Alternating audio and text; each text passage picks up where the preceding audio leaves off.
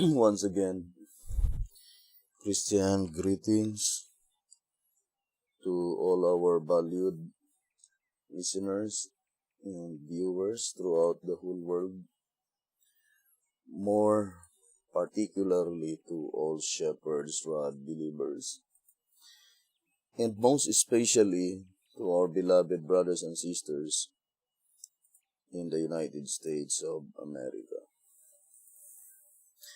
Special greetings to our brethren in Colorado, in PG Island, in Africa, Mexico, Spain, in the United Kingdom, also our brethren in Australia. And to all the 144,000 living saints listening this message right now, may the good Lord bless you and have a wonderful evening. This is our episode number 17 in the subject, the opening of the seventh seal. And the shepherd's rod told us herein to us are 220, saying, is there any way whereby we can determine the time of the opening of the seal and the commencement of the judgment for the living? If God so faithfully revealed to the living the commencement of the judgment for the dead, it cannot be possible that He would keep secret the time of the judgment for the living. If He did, we would have no present truth in the time of the last seal. Neither could there be justice in such secrecy, nor could such judgment be legal. Therefore, a revelation of the judgment for the living is of as great importance as the revelation of the gospel itself. For the judgment, which is blotting out the sins, is the crowning act in the gospel of Christ. Thus we conclude that when the seal is opened and the judgment for the living begins, we must know it. The Day of Atonement in its type proves the same, for the Israelites were well informed of the event, their duty, and the consequence. To SR page 220. Now let us enumerate one by one all the important points in our reading. First of all, in this reading, the voice of inspiration are plainly telling us that if God would keep secret the time of the judgment for the living, then if the judgment for the living begins and the people who are subject to such proceedings under the seventh seal, and God commenced their proceedings by which they themselves had no knowledge at all, then such judgment is not legal. And at the same time, there is no justice for such secrecy. That is why I would like to always remind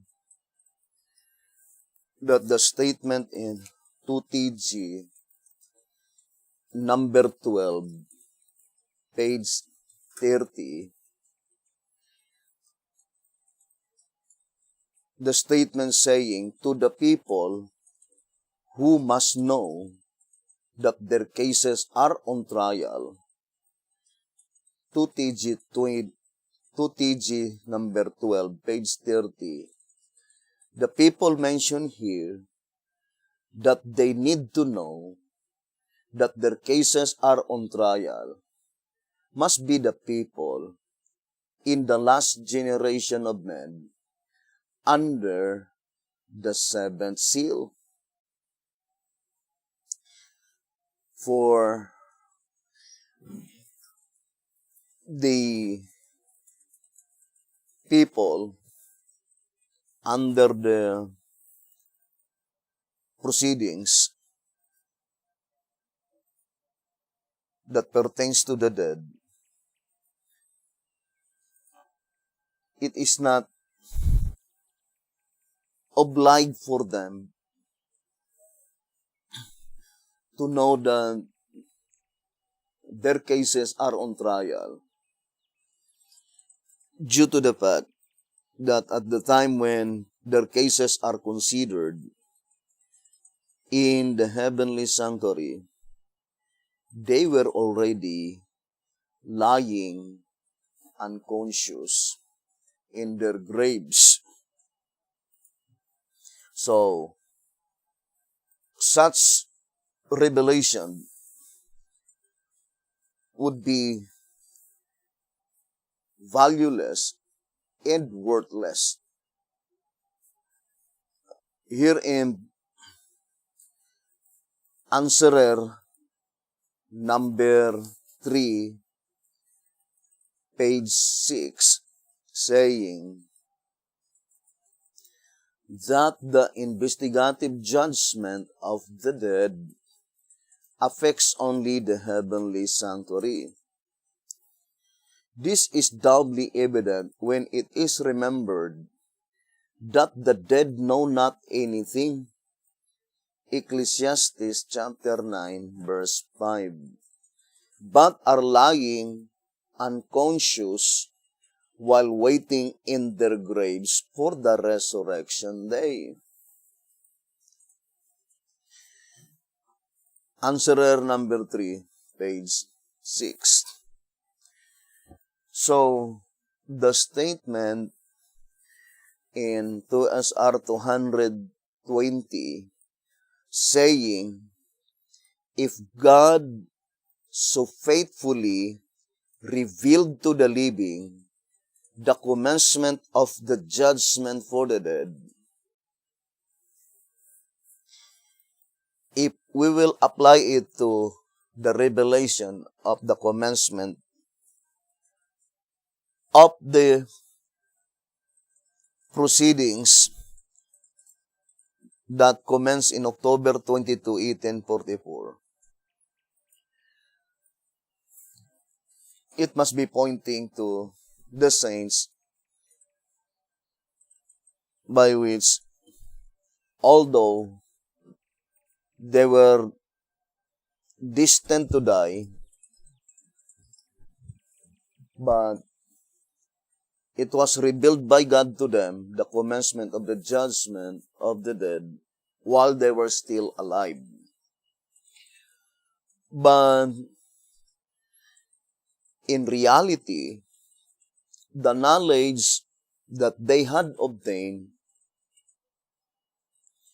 Sister White, together with her associates, is not intended for them,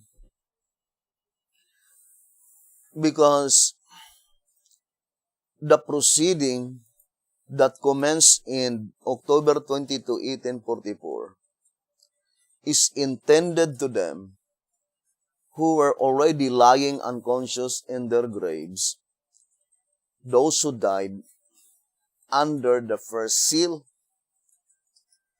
the generation from creation up to the flood. Because that is the entire period of the first seal, as stated in 2SR 221, saying the first seal covers the entire period from Adam to the flood. So, in this instance, we can immediately discern that in reality, the information that was given by God to Sister White and to all her associates in that period of time is not for them, but to the last generation of men, the saints that will no longer to taste death. Or in other words,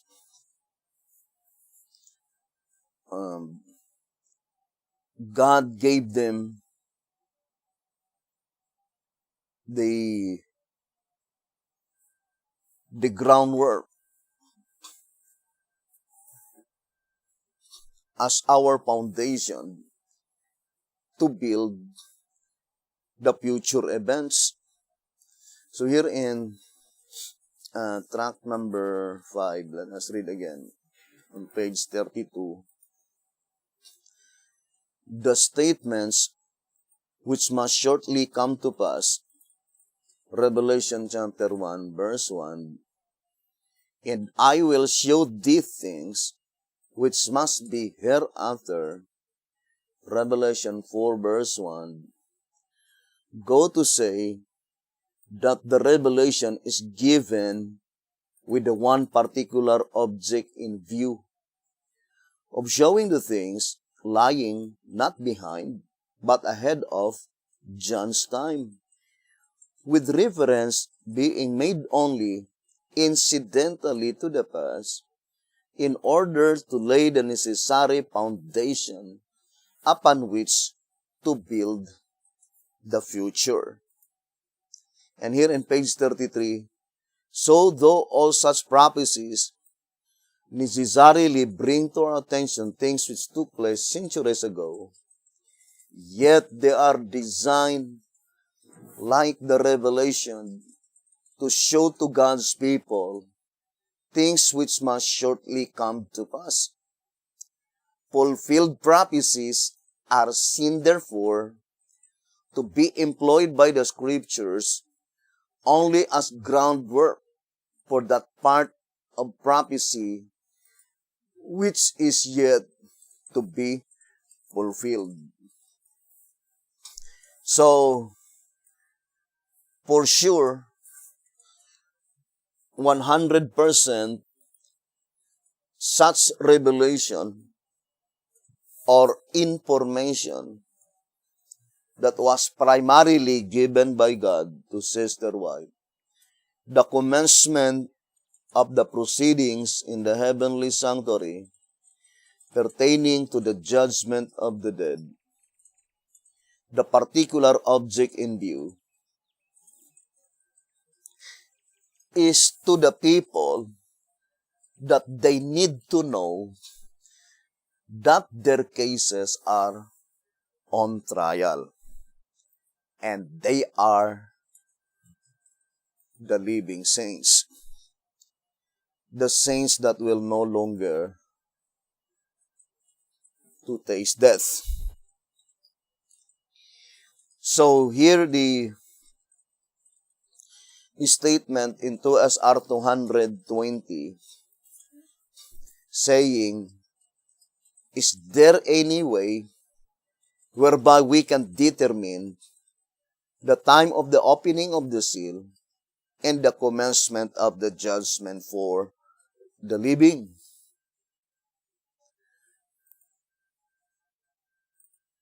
This question is answered within this paragraph that there is no reason for God that he would keep secret all the time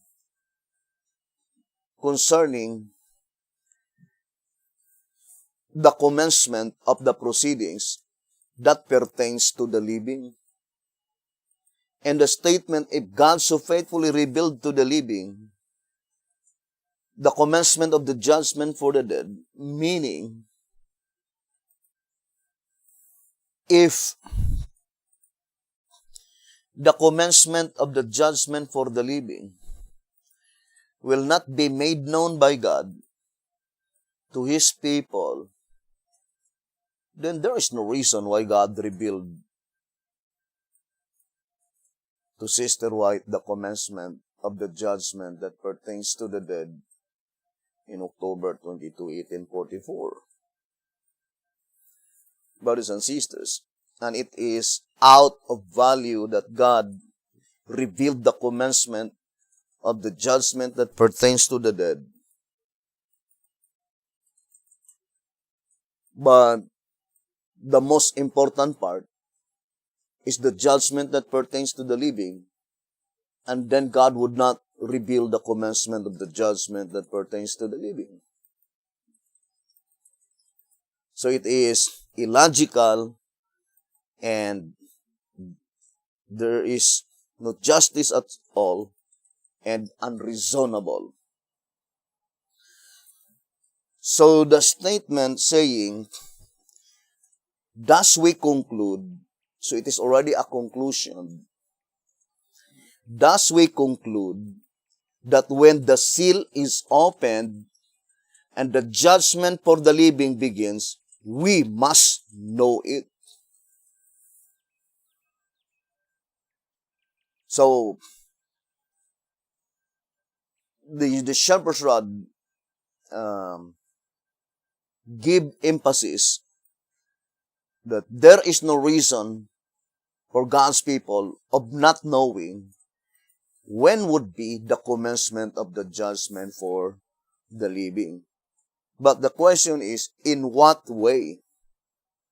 Because it says, is there any way? Of course, the answer, there is a way. We need to know it. But the question is, in what way that God would reveal it to the living? Now, here in Jezreel letter, Jezreel letter number 2, let's read the statement given by Jezreel letter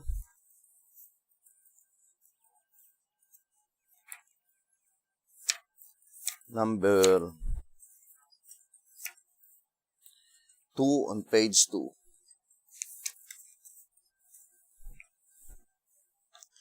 It says, now, since the message of the judgment for the living is of far greater importance than the message of the judgment for the dead, it is but expected that the Bible will have more to say about the latter than the former.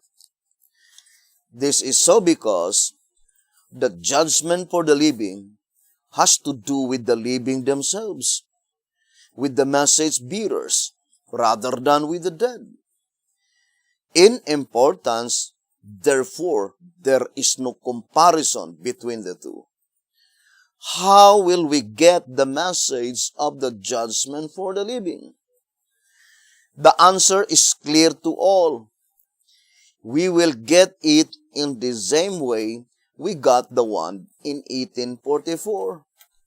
Since it then came through inspiration and through God's own chosen instrumentality, it is certain that the additional message, Early Writings, page 277, is to come in the same way, that is, by inspiration through God's own chosen agency. Indeed, truth is never revealed in any other way but by inspiration. 2 Peter chapter 1, verse 20. So, the reading is very plain. It says, in what way we could be able to understand the commencement of the judgment for the living? The answer is clear to all. The same way that we got the information in 1844, the commencement of the judgment that pertains to the dead. Therefore, the commencement that pertains to the judgment of the living must also come by the channel of inspiration. Now, going back again in Adventist activities, let's read. On page 15, it says, has the Lord no fresh truth, no meat in due season, to meet the needs of His people at this particular time? Has He forsaken the earth?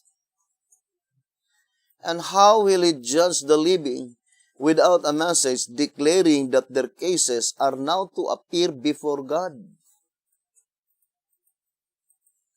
So that's very plain. It says, and how will He judge the living without a message declaring that their cases are now to appear before God?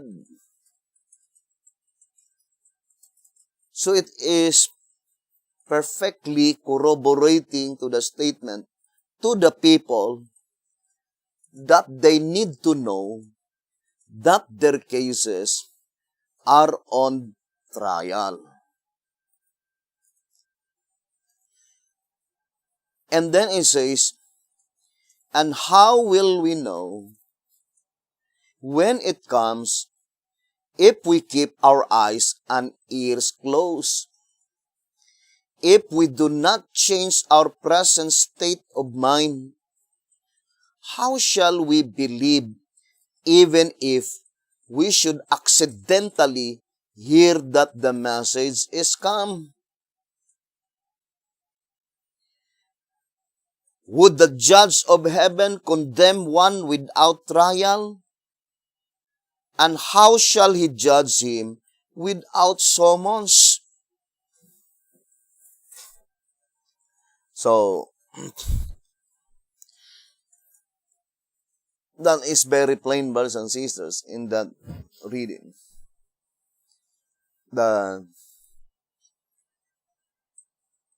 Before God will begin the atonement for the living, there must be a message of present truth. So here in 2SR 164, let's read again, 2SR page 164. But when our high priest shall begin the atonement for the living, there must be a message of present truth. So that is an absolute necessity, saying, but when our high priest shall begin the atonement for the living, there must be a message of present truth. Now the question is, what atonement mentioned here? The word atonement meaning removal or blotting out. There are only two removals. The removal of the names of the wicked in the Lamb's Book of Life, and the removal of the sins of the righteous in the Book of Records. But for sure, we explained it several times to SR 164. The atonement mentioned there is blotting out the names of the wicked. The atonement in the holy place. Because both apartments, there must be an atonement, right? According to the great controversy, it says, in the great controversy, let's read the statement.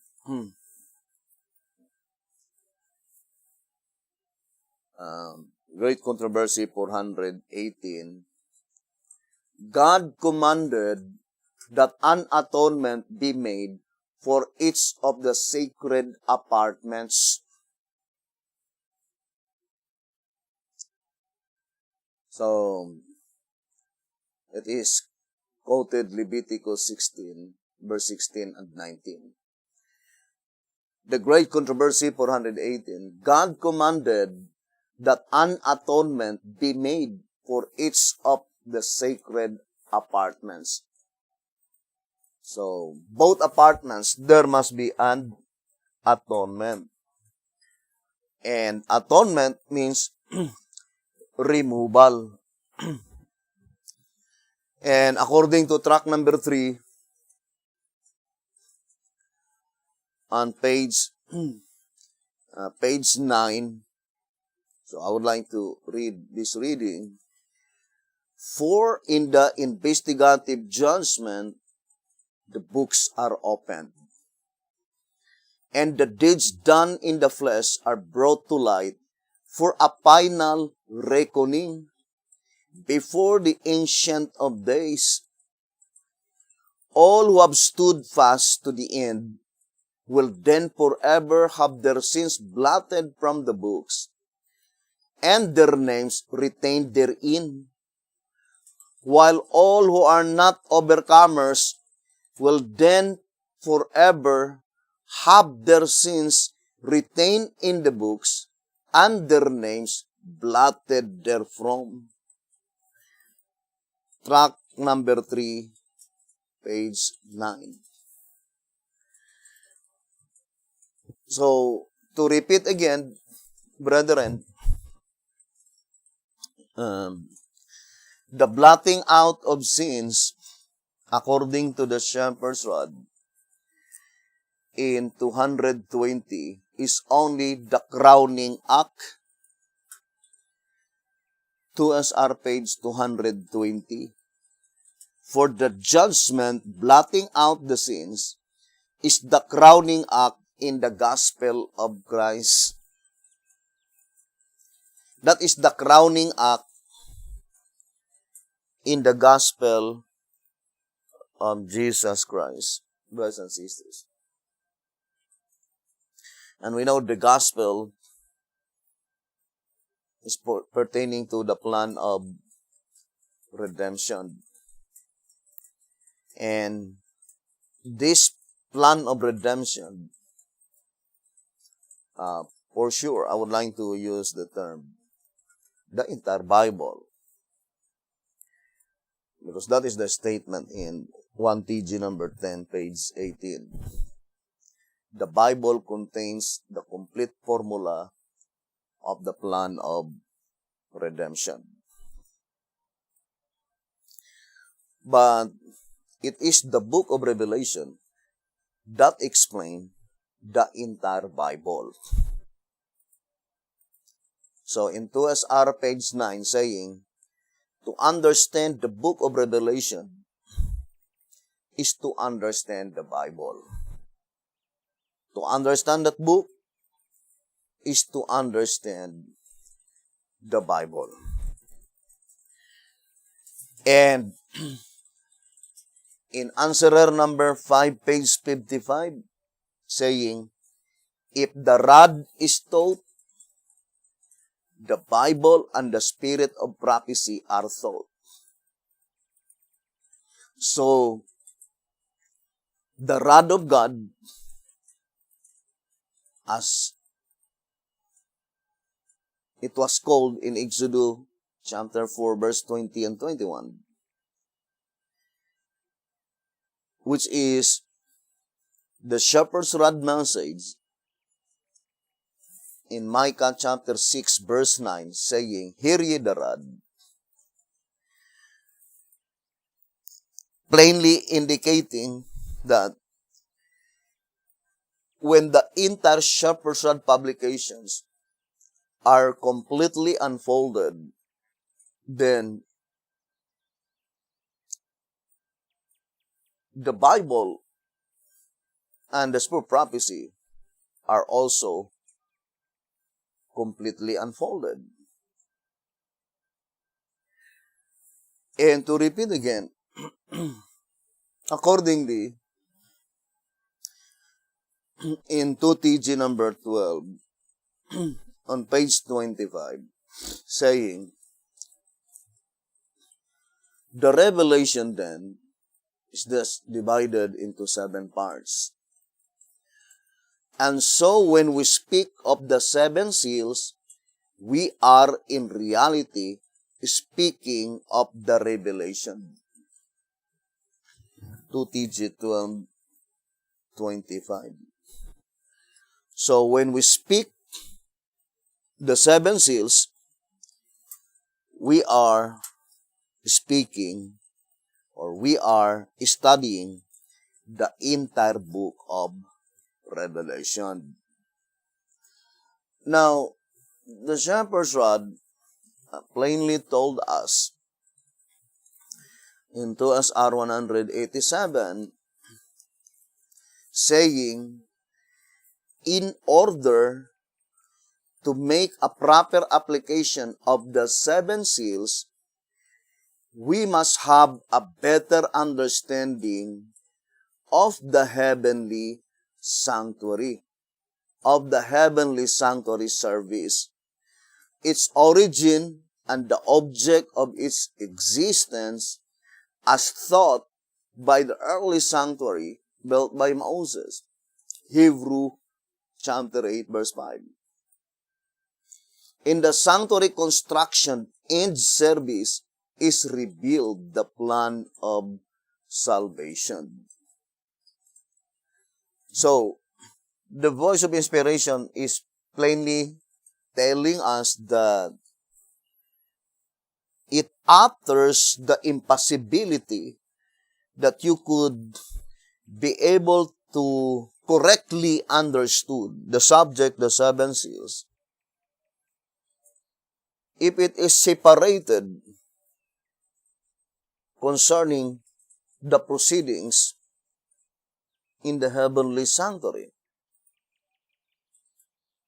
Brothers and sisters, because in the sanctuary construction and service is revealed the plan of salvation. So, the statement in track number 5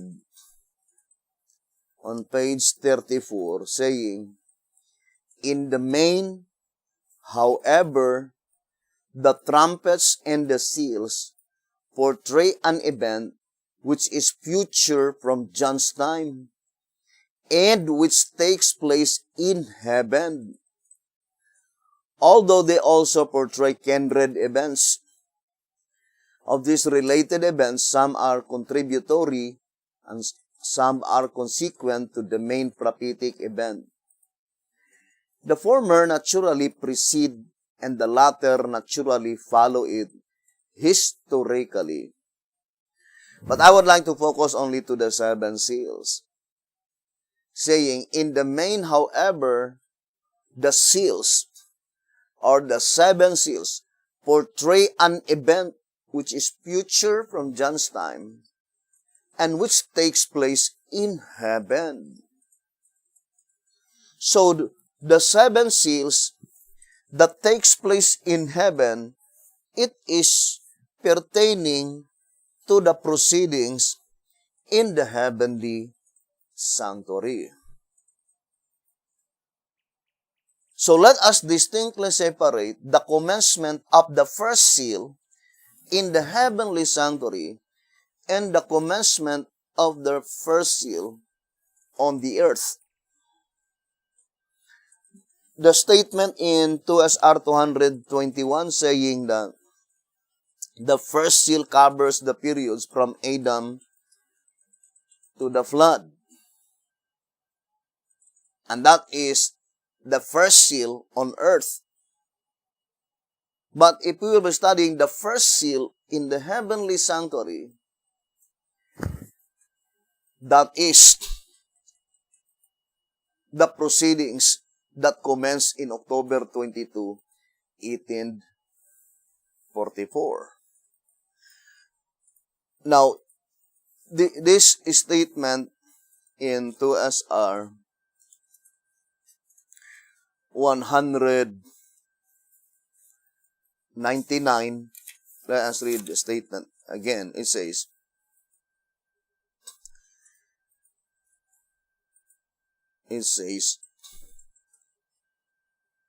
let me read to you. 2SR 199. The light and truth which they have kept, meaning 7 lamps, the reward which is to be granted to those who are judged, sea of glass, and the book containing the names of all the righteous, beginning with Adam, and on to the close of provision, the end of the gospel, 7 seals. So, that is very plain, brothers and sisters. Beginning with Adam. What book? The book which is sealed with 7 seals in the right hand of God the Father. And then it says, because the book contains the names of all who are sealed with the seal of God, His truth, meaning present truth, it is called the book of seals, also the Lamb's book of life. The Lamb's book of life, sealed with 7 seals. And that is the only book in the heavenly sanctuary, brothers and sisters,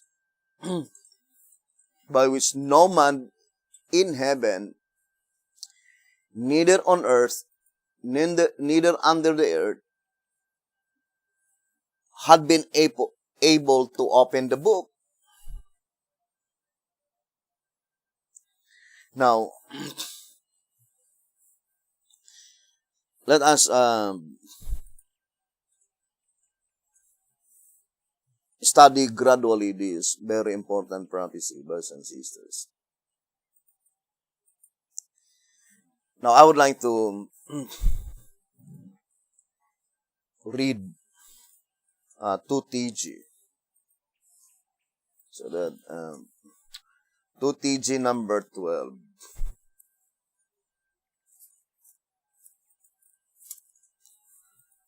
2TG number 12 on page 24. 2TG number 12, page 24. It says, chapters 4 and 5, we see contain a scene of a special event which caused the book to be unsealed. That which came out of the book is, in the fullest sense, the revelation of Jesus Christ, of the one who only was worthy to open the book.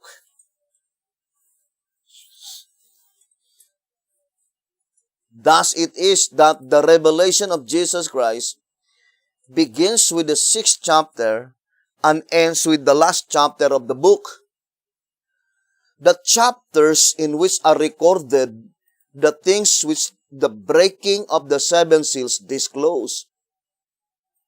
Yes, the revelation consists of the things which were sealed with 7 seals. Now, I would like to focus first to the portion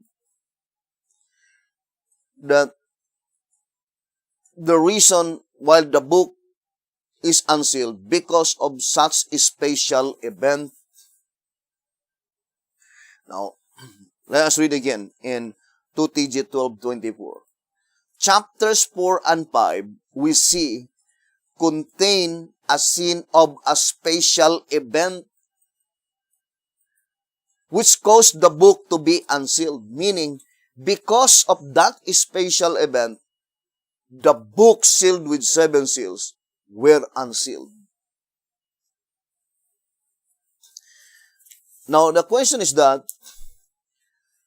what is that special event, brothers and sisters, by which, because of that special event, the book is unsealed? Now, let us go first to page 25, 2TG number 1225. It says, the next thing to note is the event which caused the book to be opened.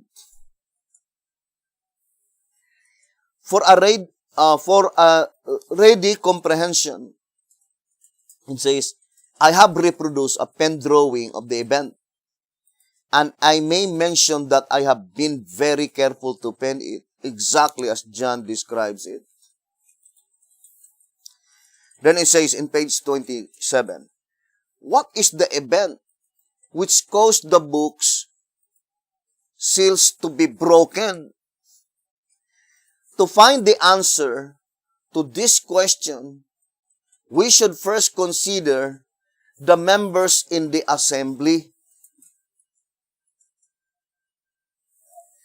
It says, there we see one on the throne, then the Lamb, next the elders and the myriads of angels round about the throne, also the beasts, who themselves testify that they are a symbolical representation of the redeemed.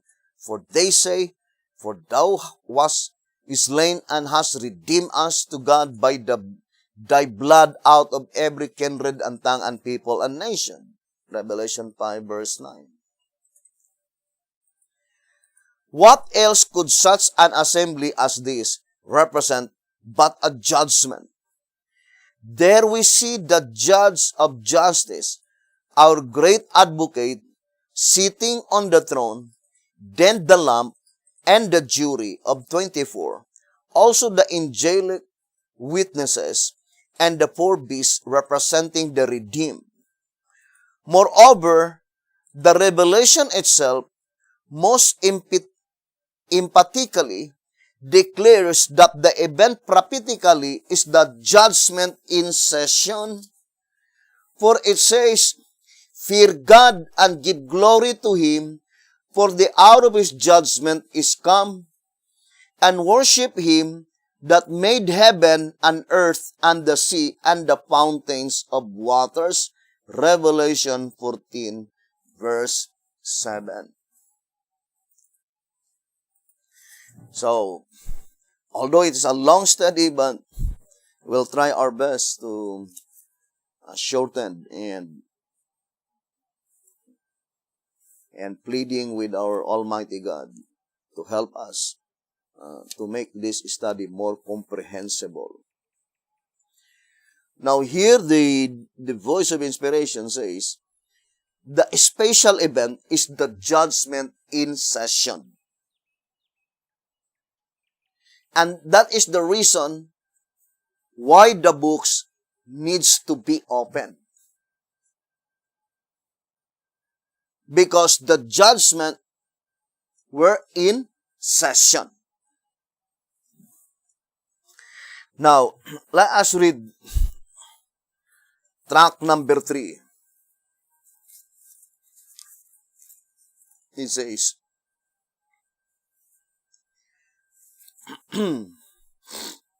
tract number 3, page 5 and page 6. So let's read. Daniel 7 verse 9 and 10. In this scripture are set forth 4 pertinent facts Number 1, the thrones were not present prior to the opening of the scene in vision. Second, the Ancient of Days came and did sit when the thrones were set up. Third, then the books were opened. Fourth, all which thrones, Ancient of Days, and books reveal a judgment scene. And since the books are obviously the focal point in the scene, the question naturally arises, what is the reason for books? So, the voice of inspiration is plainly telling us that the focal point of the judgment, it is the books. So what is the reason for the books? Then it says, fundamental to a correct concept of the judgment is a correct understanding of the nature of it and of the reason for the books. And he says, as to the latter, John the Revelator says, and I saw the dead, small and great, stand before God. And the books were opened, and another book was opened, which is the book of life. And the dead were judged out of those things which were written in the books. Revelation 20, verse 12. Unquestionably, therefore, the books contain both the names and the records of all who are to be judged. And naturally, these names and records were entered while each person was living. Thine eyes, says the psalmist, did see my substance, yet being unperfect. And in thy book all my members were written, which in continuance were fashioned, when as yet there was none of them. Psalms 139, verse 16. The Lord shall count, when he writeth up the people, that this man was born there. Track number 3, pages 5 and page 6. Or in other words, the reason that the books need to be opened because the judgment is in session. And the only basis of such proceedings are the things recorded in the books. Then it is absolute necessary that the books need to be opened. Otherwise, how could they be able to pursue such proceedings, brothers and sisters, or proceed such proceedings if there is no basis at all? So the basis must be according to the records recorded in the books. Brothers and sisters. So that is the reason why the books need to be opened. Now, the only understanding that was given by God to Sister White is the commencement of the judicial proceedings in October 22, 1844. And that is all. brothers and sisters,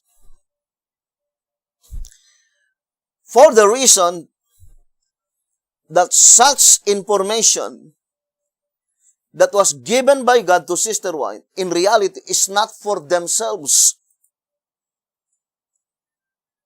It is for us, to the last generation,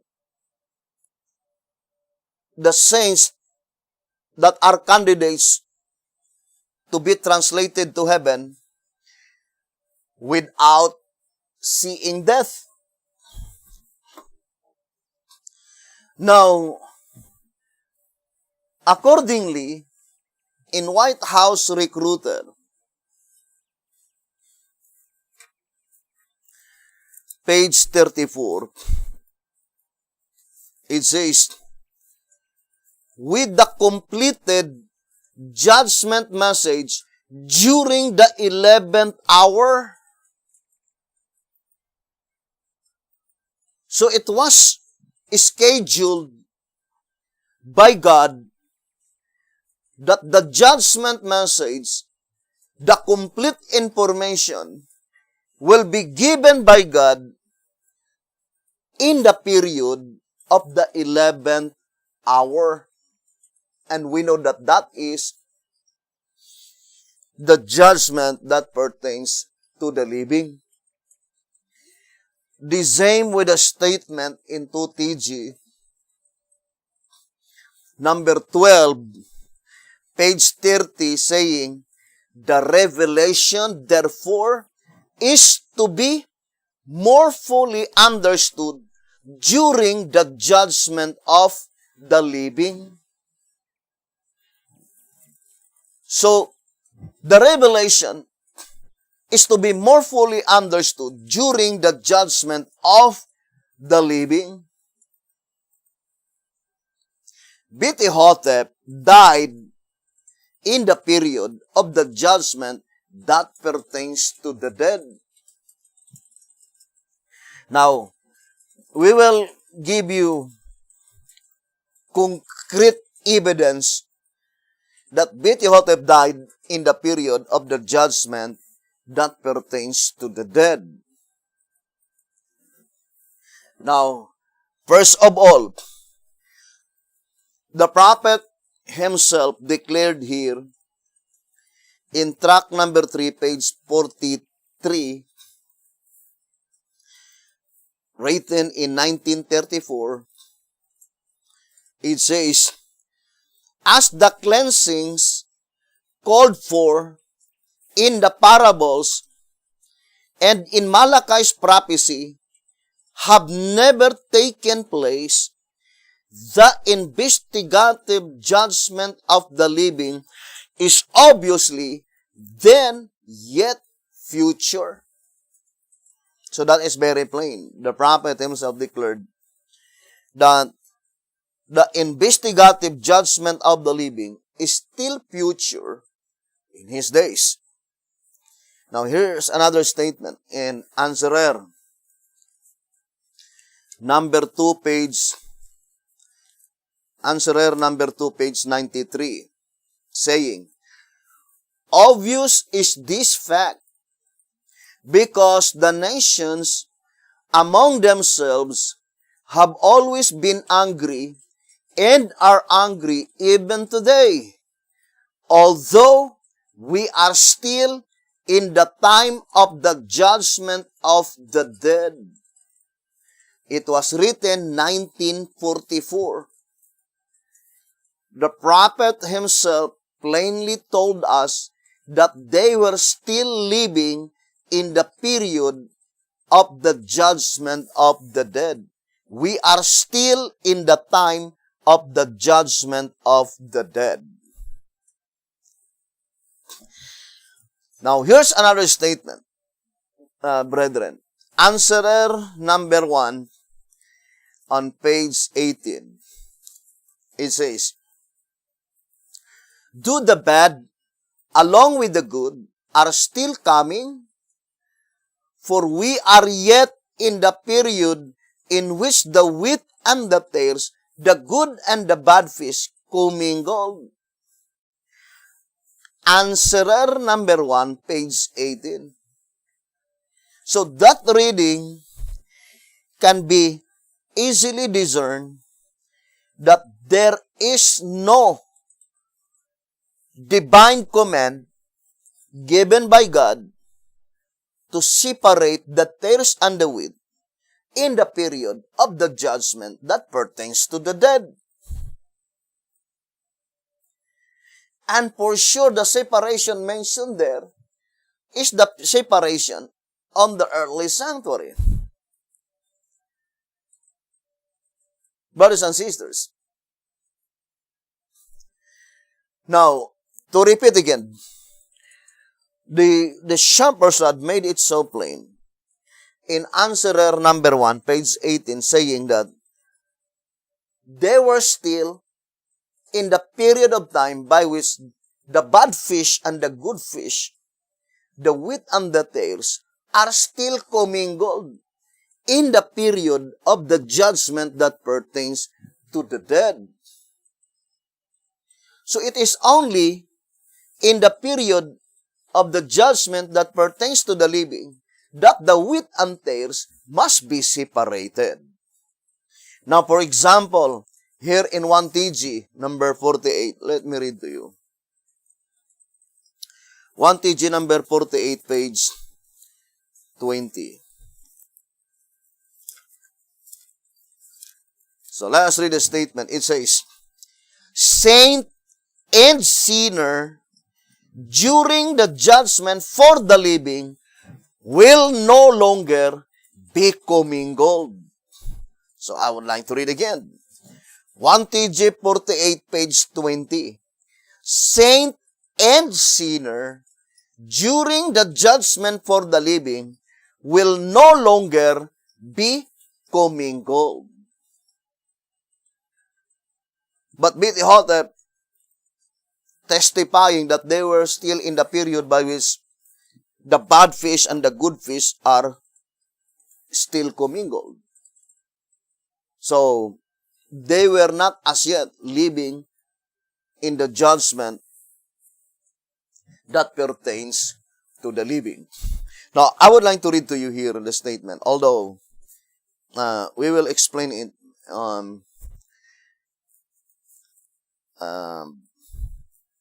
the subject, the fulfillment of Ezekiel 9. But I would like to read this reading. 12 Symbolic Code number 3, page 21. It says,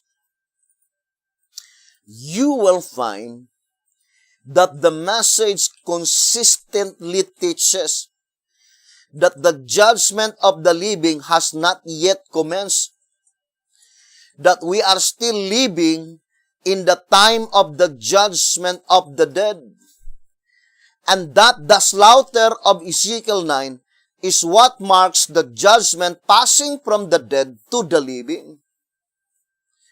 12 Symbolic Code number 3, page 21. As I've said, this portion will be more elaborated and explained in details on the subject, the fulfillment of Ezekiel 9. 12 Symbolic Code number 3, page 21. Because the only portion that I would like to emphasize in that reading is the statement, the shepherd's rod message consistently teaches that the judgment that pertains to the living did not as yet commence in the days of Bitihotep.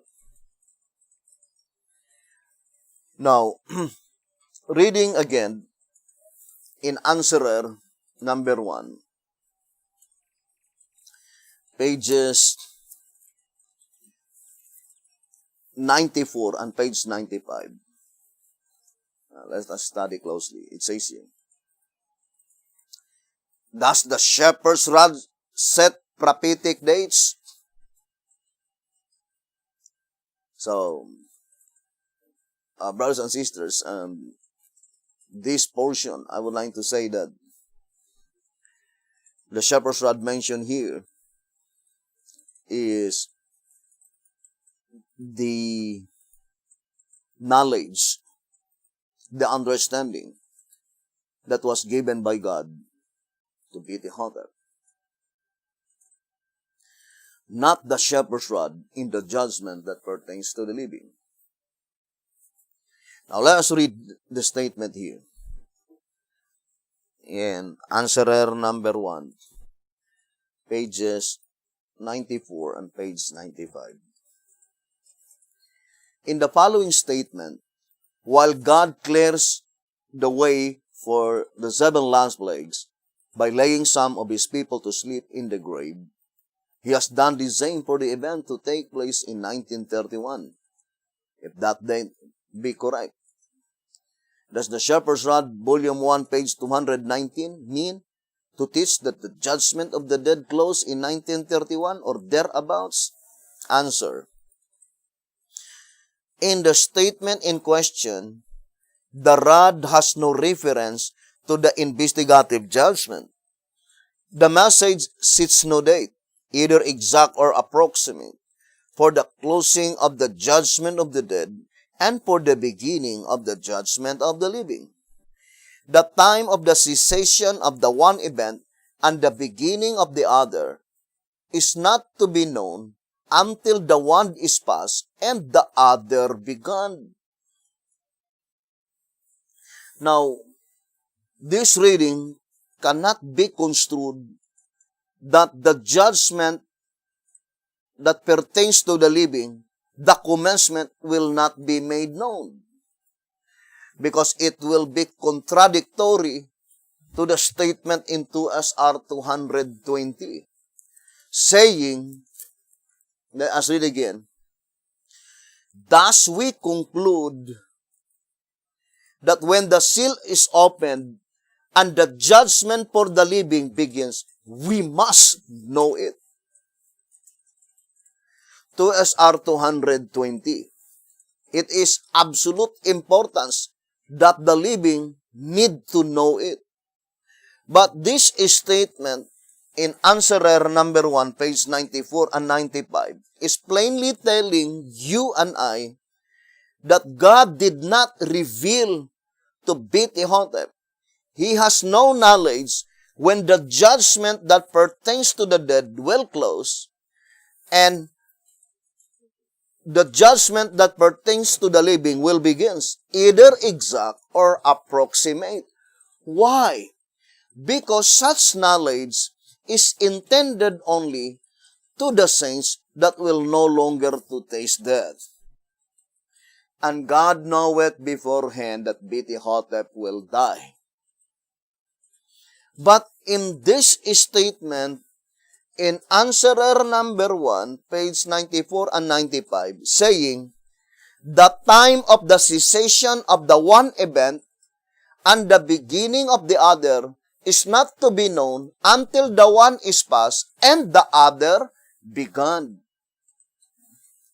So, that is how God reveal or bestow the information concerning the judgment. That God will not make it known not until the one is past and the other begun. Why? Because Revelation 14, verse 6 and 7 is inscribed in present tense. Now let us read again the statement, brothers and sisters. Here in 1SR page 156,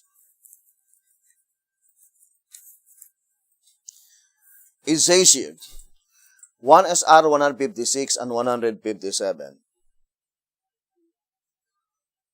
for the day of vengeance is in mine heart, and the year of my redeem is come. Note, the day of vengeance, the Lord says, is in his heart, but the year of his redeem is come. Note, the verb come is in present tense. Just as in Revelation 14, verse 7, saying, with a loud voice, fear God and give glory to him, for the hour of his judgment is come.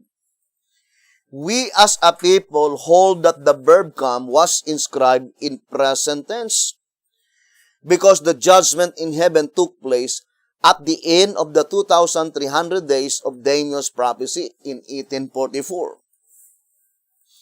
But it was not understood until after the prophetic period had passed. Therefore, God did not intend to make the judgment known until after the hour had come. For this reason, inspiration inscribed the occurrence in present tense is come, in order to be grammatically correct. Thus, William Miller made the mistake of the event to transpire at the end of the 2,300 days, namely, the sanctuary truth, Jesus entering the most holy place, and the beginning of judgment. 1 SR 156 and 157. So in that reading, we can easily discern, my dear brothers and sisters, that it is God who commanded John the Beloved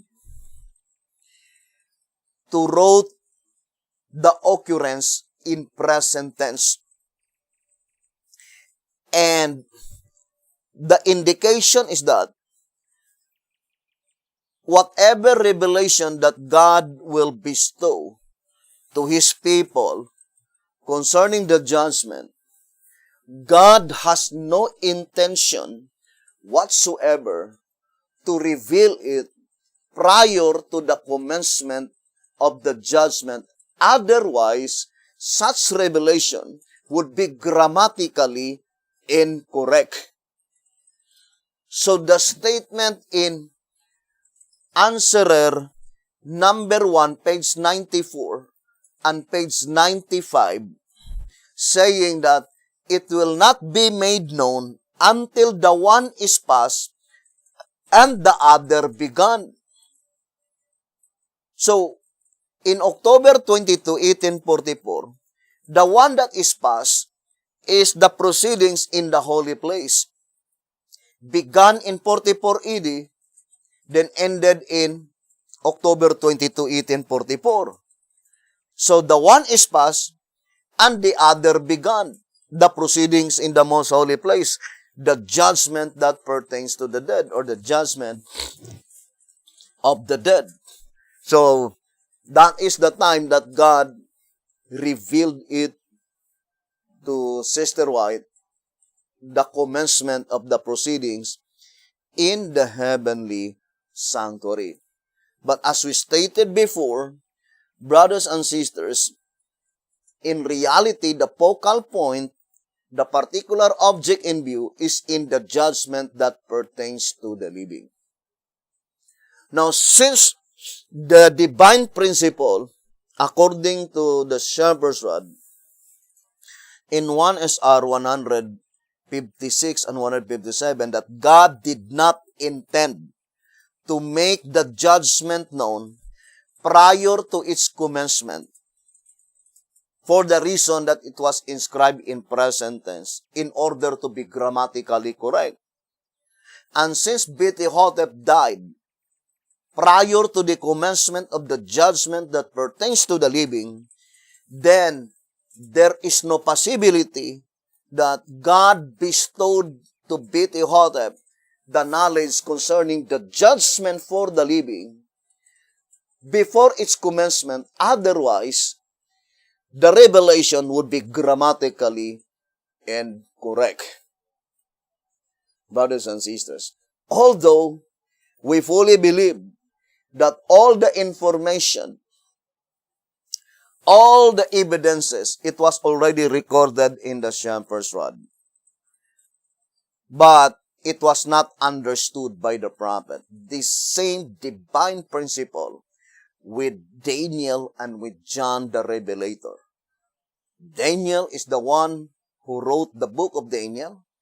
John the Beloved is the one who wrote the book of Revelation. But they themselves did not understand those things that they had written. The Great Controversy 344, saying, even the prophets who have been favored with a special illumination of the Spirit of God, did not fully comprehend the true import of the meaning of those things that they had written. So the statement, brethren, in the General Conference Special, I would like to read on page 39, saying, so we see, General Conference Special, page 39 and page 40. So we see that the more we consider the subject, the more obvious becomes the truth. The more obvious becomes the truth that the third angel's message in its final phase is the judgment for the living, the harvest. Plainly then, the work of Elijah is to give light on the judgment for the living. General Conference Special, page 39 and page 40. So whatever information, whatever knowledge that God will bestow unto His people concerning the judgment that pertains to the living, it must be given by God to antitypical Elijah, that is by. He will be the one to explain the truth concerning the judgment for the living. Now let us read 2TG number 12. 2TG number 12 on page 29 and page 30. So let us read again this reading. 2TG number 12, page 29 and page 30. It says, the revelation, moreover, in the following verses, again and again, endeavors to make us see that the event there portrayed is the judgment in session. Fear God and give glory to Him, for the hour of His judgment is come. And I saw thrones, John declares, and judgment was given unto them. Revelation 20, verse 4.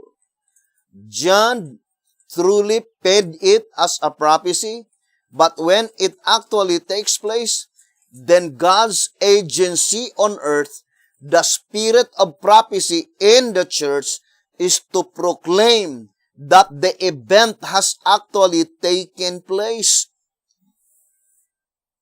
Since the records of both the dead and the living must be reviewed by the judicial tribunal, the first angel's message, Revelation 14, verse 6, must be proclaimed in both periods, in the period of the judgment of the dead, and by a loud cry in the period of the judgment of the living. The direct application of the first angel's message, therefore, also the call to come out of Babylon, are actually made in the day the earth is lightened with the glory of the angel. See Revelation 18, verse 1 to 4. The revelation, therefore, is to be more fully understood during the judgment of the living. 2TG 1229 and page 30. Now, here's another proof to the answer, saying, is there any way whereby we can determine the commencement of the judgment for the living? The way is, according to Jezreel letter number 2, page 2. We will get it the same way we got in 1844. And here it is answered in 2TG 1229. Through God's chosen agency on earth, the spirit of prophecy in the church is the one to proclaim that the event has actually taken place. And the example is the Seventh-day Adventist Church. the commencement of the judgment that pertains to the dead. So, let's read again the statement here in the Old Symbolic Code. It says here, Old Symbolic Code, saying, everyone who takes an active part in proclaiming the message of the investigative judgment becomes by this very fact not only a Seventh-day Adventist, but also a member of the Laodicean Church, the very name of which Laodicea signifies her work, which is that of making known to the world that the judgment is in session. 3 Symbolic Code, number 2, page 2. So, proclaiming the message to the world that the judgment is in session. And in this study, it is also an answer to the subject, the temple's type. You remember the temple's type? That we explained it several times that since there are two literal typical temples, there must also be two antitypical spiritual temple. But the antitype is more broader than in the original.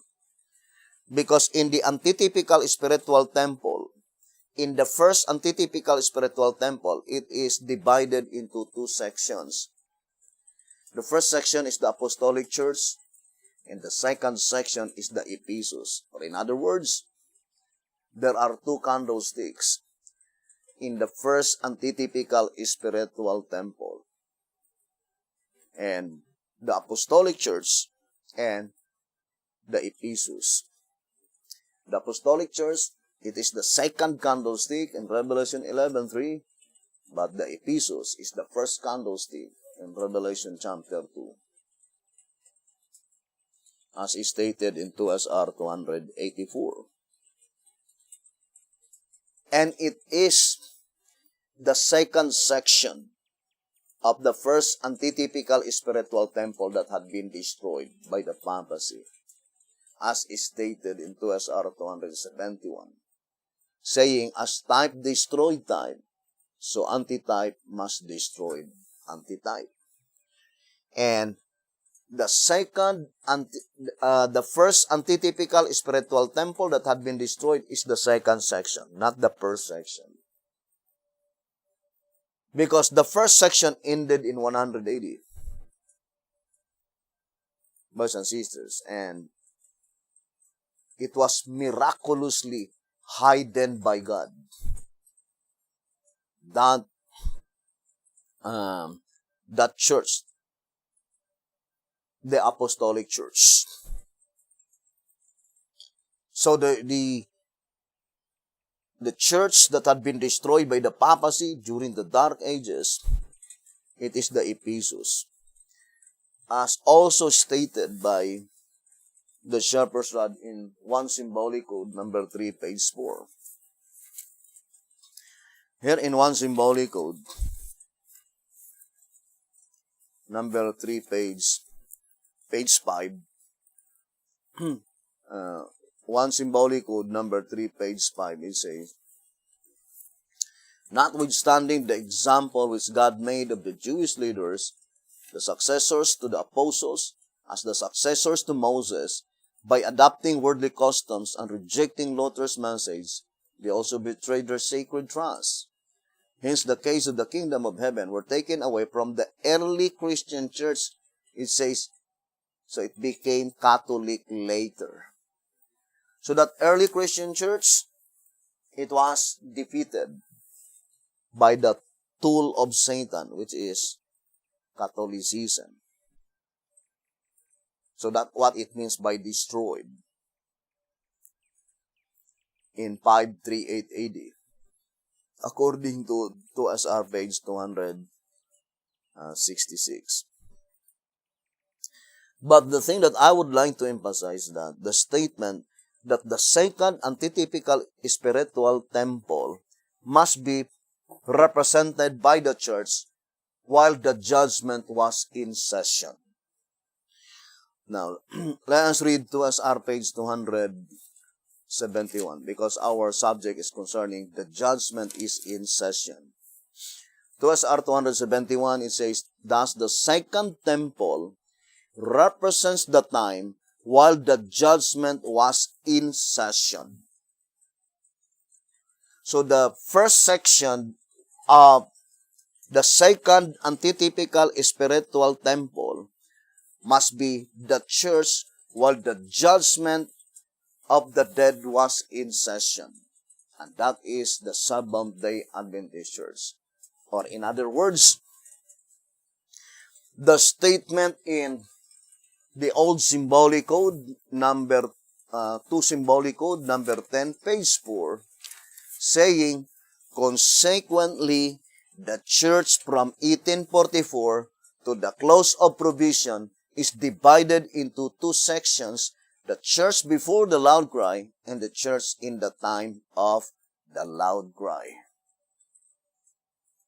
So, it is also perfectly corroborating in our reading in 2TG number 12, page 29 and 30, saying, since the records of both the dead and the living must be reviewed by the judicial tribunal, the first angel's message, Revelation 14 verse 6, must be proclaimed in both periods, in the period of the judgment of the dead and by a loud cry in the period of the judgment of the living.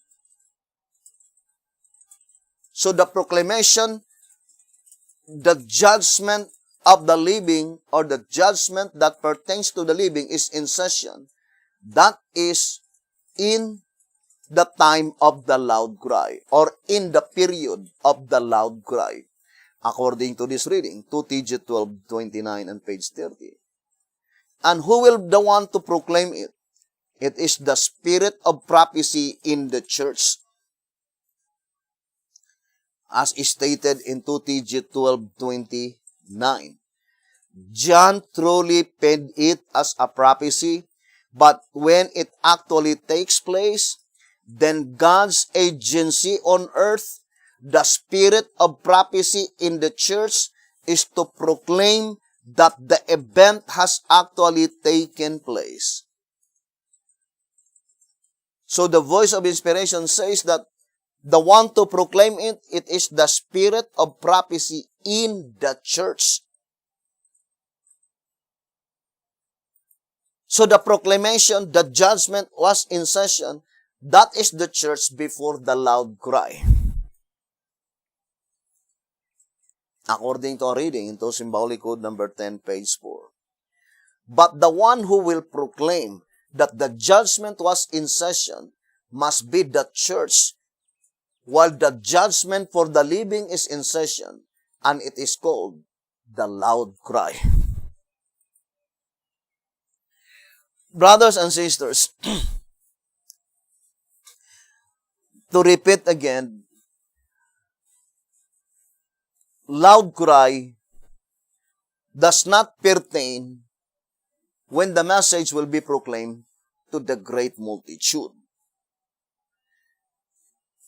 Let us distinctly separate. I would like to show to you, brothers and sisters, I think there are at least 4 periods of time by which it is called the loud cry proclamation of the message. So, let us loud cry. So let us find out, brothers and sisters, that there are at least 4 periods of time by which it is called the loud cry. And let me show to you just a little diagram, brethren.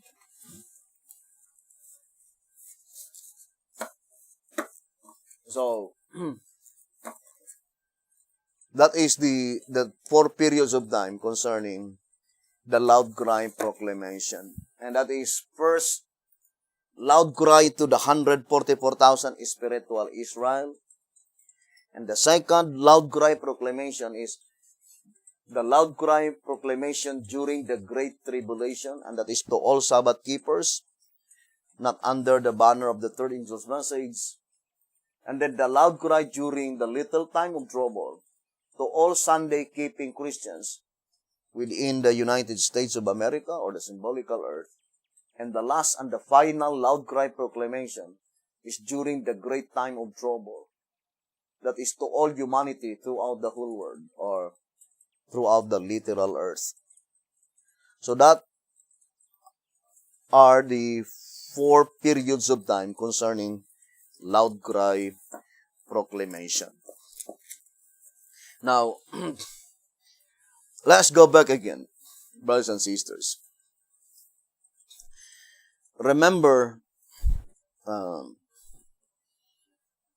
the Jefferson says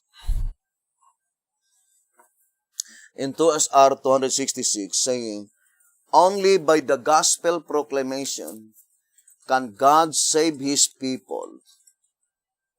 Only by the gospel proclamation, through that spiritual house, can God save His people. 2SR 266. So, only by the gospel proclamation. And that gospel proclamation is channeled by God through that spiritual house, the church. The Voice of Inspiration says in to Symbolic Code number 10, page 4.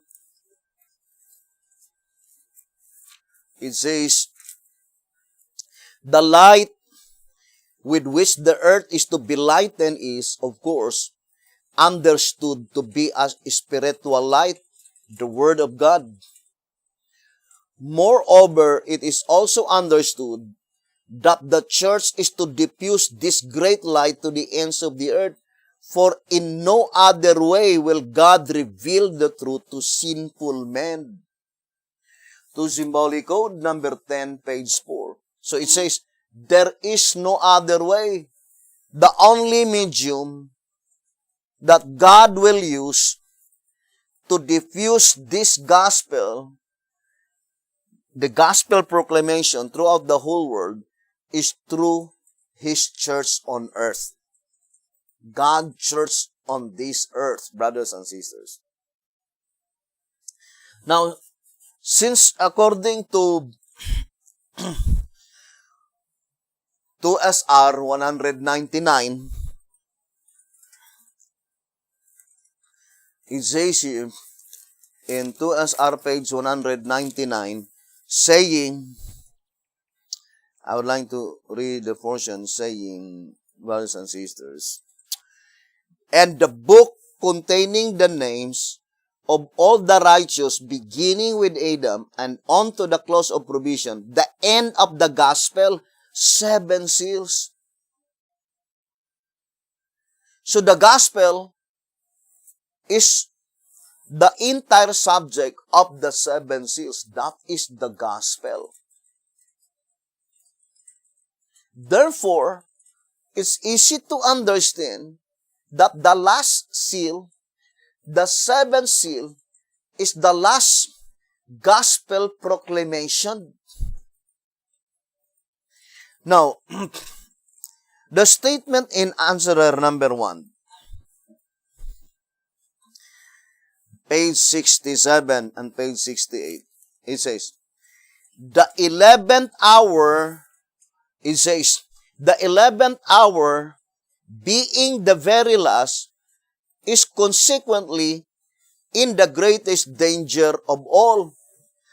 What urgency then that we keep our eyes wide open, lest we too fall. This movement, however, being the last gospel effort, must give power and force to the third angel's message, and lighten the earth with His glory, it must triumph, though every movement before it has failed. Answerer number 1, page 67. So that statement is very plain, that the gospel, the last and final gospel proclamation, will be bestowed by God to the 11th hour movement. The last gospel proclamation. And since we already read in 2SR 199 that the gospel represent the 7 seals, therefore, the 11th hour movement must be the church under the 7th seal. You still remember in 1SR page 127, saying, the church on the 7th step, under the 7th seal, and in the 7th trumpet. Now, ponder deeply. It says here, the church on the 7th step, that is in Ezekiel chapter 4, the church under the 7th seal, and the church in the 7th trumpet. Now, for sure, that is the 11th hour movement. Because there is no other movement, which is the very last. That is the 11th hour movement. Now, brothers and sisters, since we already read, according to the voice of inspiration, first, it says in 2SR 266, only by the gospel proclamation through that spiritual house can God save His people. So there is no other way that God can save His people except by the gospel proclamation. One of the important thing that we need to clearly understand, brothers and sisters, that according to the Shepherd's Rod in 1SR 255, saying, I would like to read the statement. In view of this onrushing torrent of apostasy headed by misled spiritual guides, in my estimation, the leopard beast of Revelation 13, verse 1 to 3, has met a most striking fulfillment of symbolical prophecy. All the world wondered after the beast. The world in general has always been after the beast. For this reason, the world is in need of the gospel. So they need the gospel. What gospel that the world needed at this present time? Brothers and sisters, that is the gospel under the 7th seal. The last and final gospel proclamation. And without that gospel, the world will lose in oblivion. We studied several times, brothers and sisters, as stated in 2SR page 100 and 101, saying, if God's ideal is to bless the world through the medium of His church on earth, and they to whom the gospel for the world is committed have left the sheep and are serving the devil in the persons of themselves, where is the hope of the world? The question is, where is the hope of the world? I fully believe that the hope of the world is only the church. Brothers and sisters, only the church. In White House Recruiter, it says,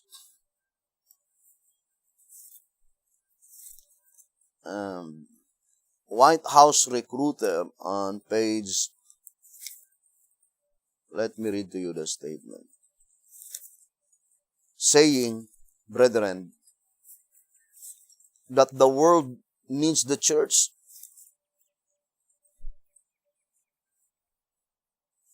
White House Recruiter,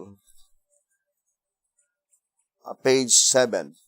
Our country, pointing to the United States of America for sure, our country and the whole world need the church. White House Recruiter, page 7. Our country and the whole world need the church. But in reality, what they need in the church is the gospel. But God channeled the gospel through His church. According to reading in 2SR 266, only by the gospel proclamation through that spiritual house can God save His people. So the statement, where is the hope of the world? Where is that church by which God committed unto them the gospel, the present truth, under the seventh seal?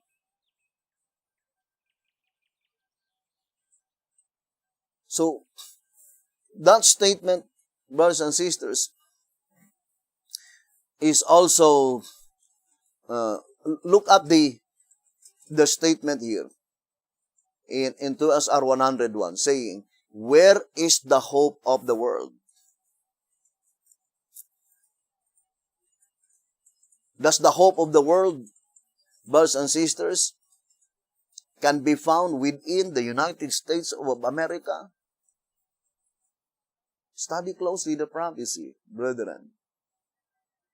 And with the abundance of evidence. I remember the statement in track number 4. Let me read to you. In track number 4 on page 52. With the abundance of evidence herein made available to all, no one need remain in ignorance of the source through which the Lord reveals Himself, if it will but investigate personally. So the question is that, brothers and sisters, whom the Lord reveals Himself at this present time? Ponder deeply, brothers and sisters. There is an abundance of evidence. It says, herein made available to all. The abundance of evidence is found in the Shepherd's Rod publications itself. And with this abundance of evidence, no one need remain in ignorance. In ignorance of the source through which the Lord reveals Himself, if it will but investigate personally. Now, let us answer the question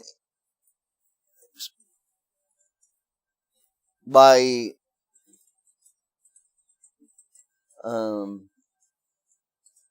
saying that it is the 11th hour movement is the remaining hope of the world. It is the 11th hour movement. So the statement, where is the hope of the world? Meaning, it seems that every Davidian, I think, all of them know it, that the only hope of the world is the 11th hour movement. But why is it that the Shepherd's Rod gave emphasis to the place, where is the hope of the world? Because the Shepherd's Rod, or the Word of God, already knoweth that everybody knew that the only hope of the world is the 11th hour movement. Everybody knows that. So the important question is that where we could find the 11th hour movement. And secondly, in what way we could immediately determine that that is the 11th hour movement.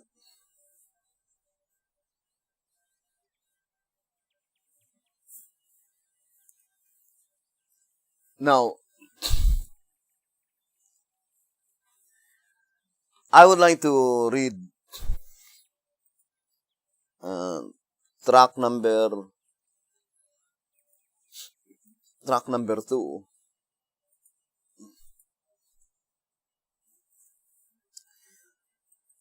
I would like to read this reading, brothers and sisters. In track number 2, page 34, let us read the statement. Amidst the multi-sectarian confusion overspreading all Christendom, at the present time, it may seem difficult to segregate the Laodiceans from among the rest.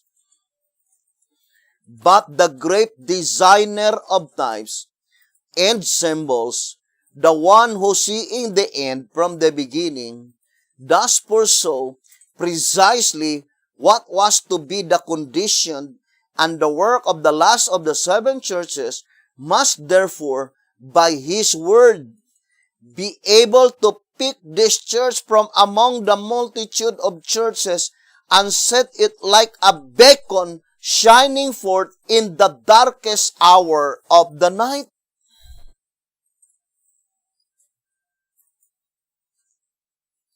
What a wonderful statement. How could we be able to pick this church immediately among the multitude of churches? The statement says, must therefore by his word, by God's word, we could be able to pick this church from among the multitude of churches and set it like a beacon shining forth in the darkest hour of the night. That is the church before the loud cry. That is the church before the loud cry. The 1844 leadership. And would you think the church in the time of the loud cry, the 11th hour movement, God did not place in His word that amidst this multi-sectarian world, you can immediately pick it up that that is the 11th hour movement.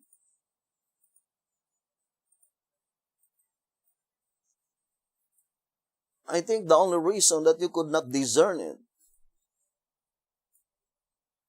is so because that you are not among the sheep which is of God.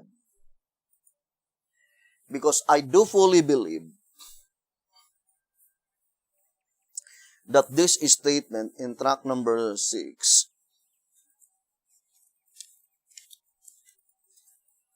on page 11 saying, showing that he recognizes only one denomination.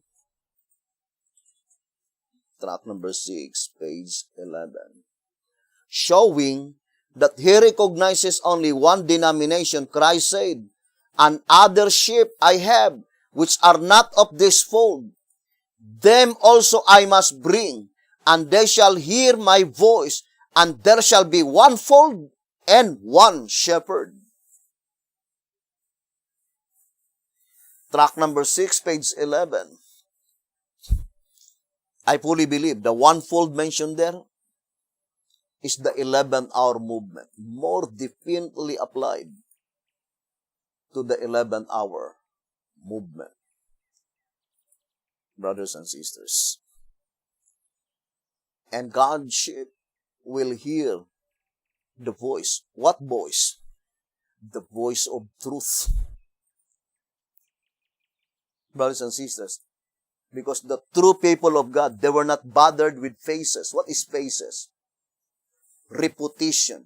There are many people, in order to down the message, they attack the character and ruin the reputation of God's people, more particularly of God's messenger.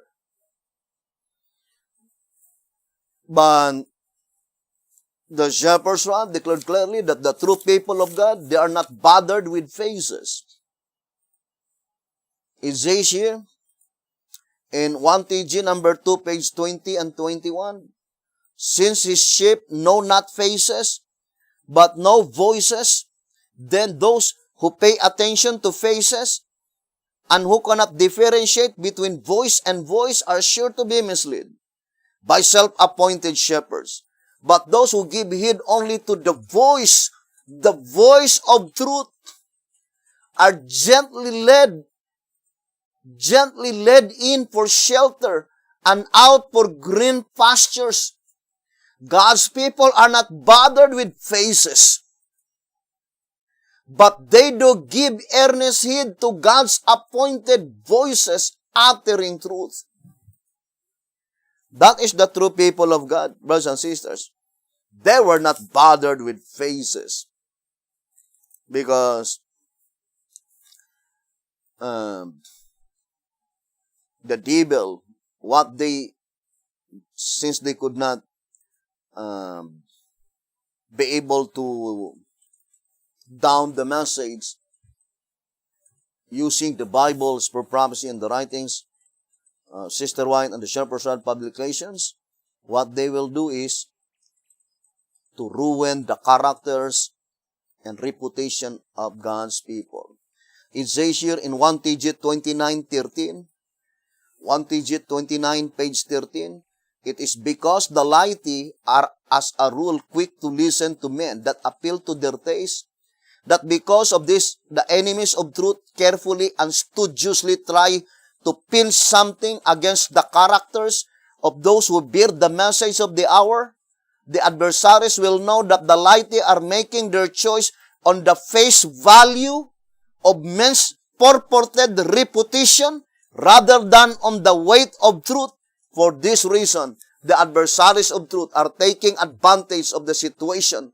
And so, since they cannot refute the truth, they desperately resort to parasitical falsehoods, which to char the characters of those with whom they disagree. 1 TG 29, page 13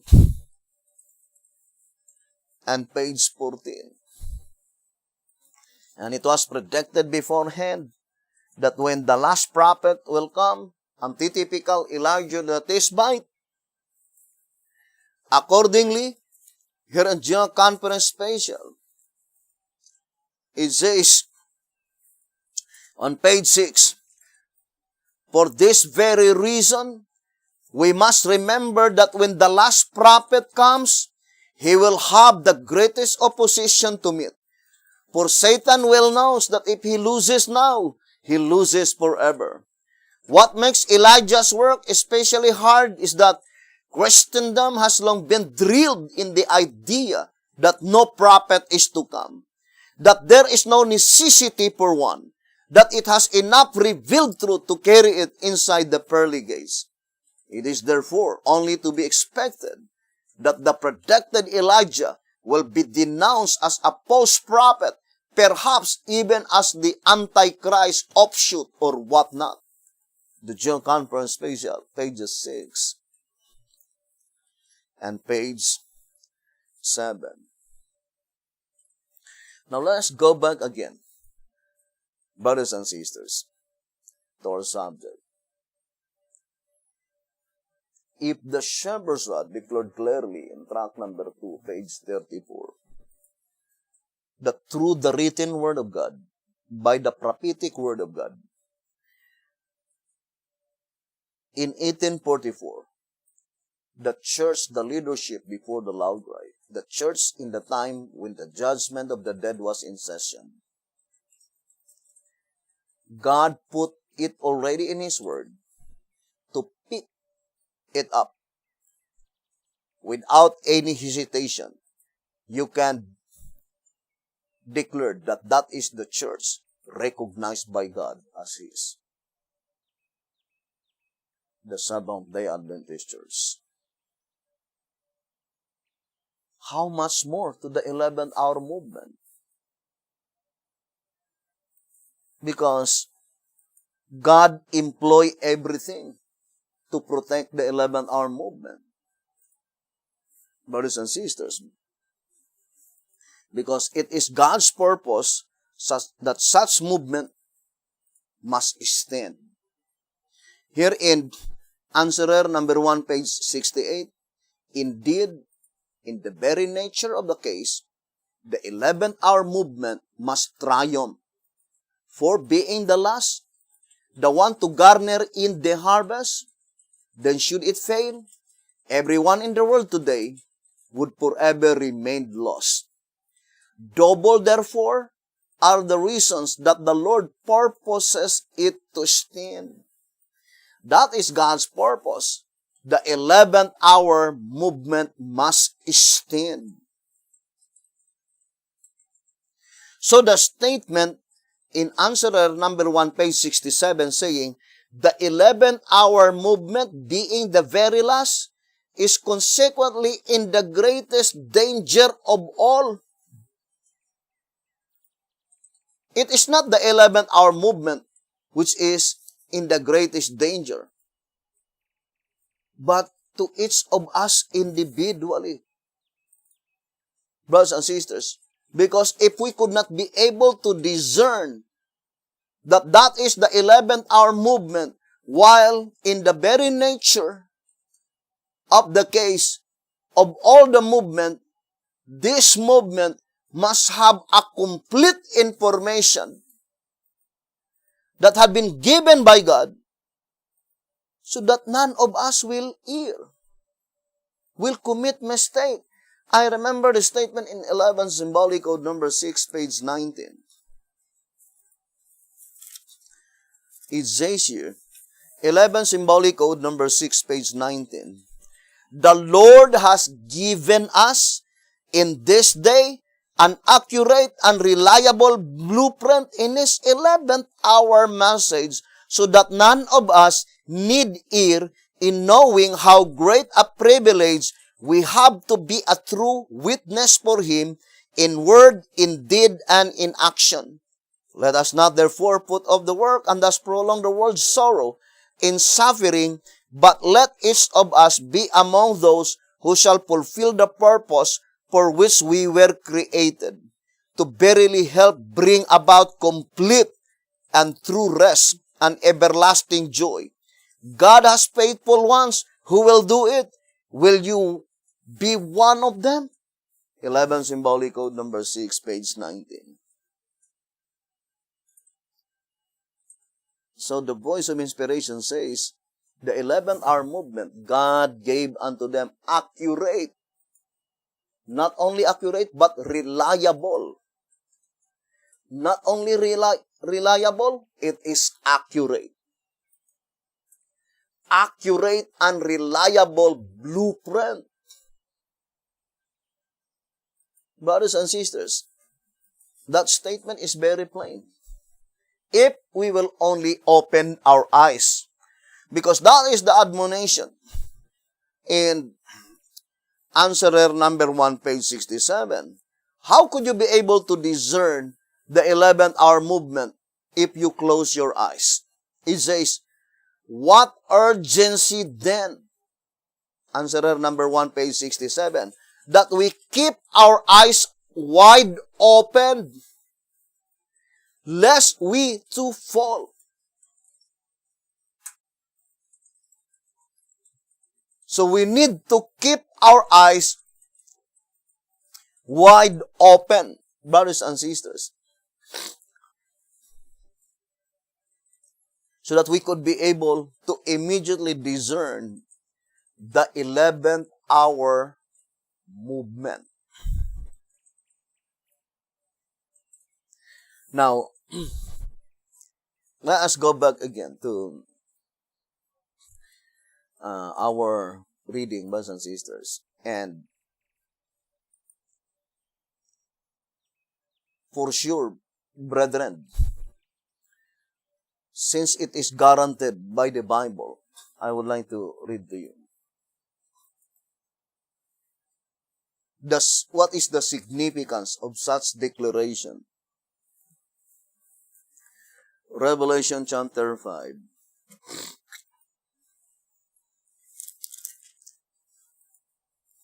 It says here, Revelation chapter 5,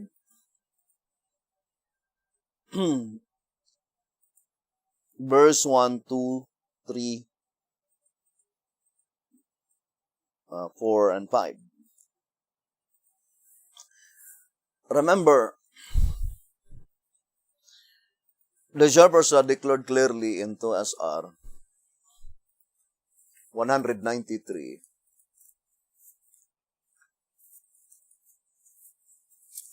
To SR page 193, it says,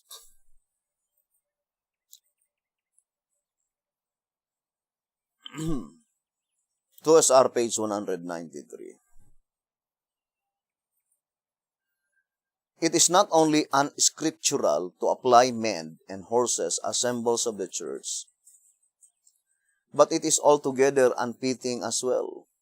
Neither can any proof be presented to show that the seals apply only to the New Testament time. Therefore, the application of the symbols must be sought elsewhere. Thus, we are confronted by the necessity of deeper study on the subject.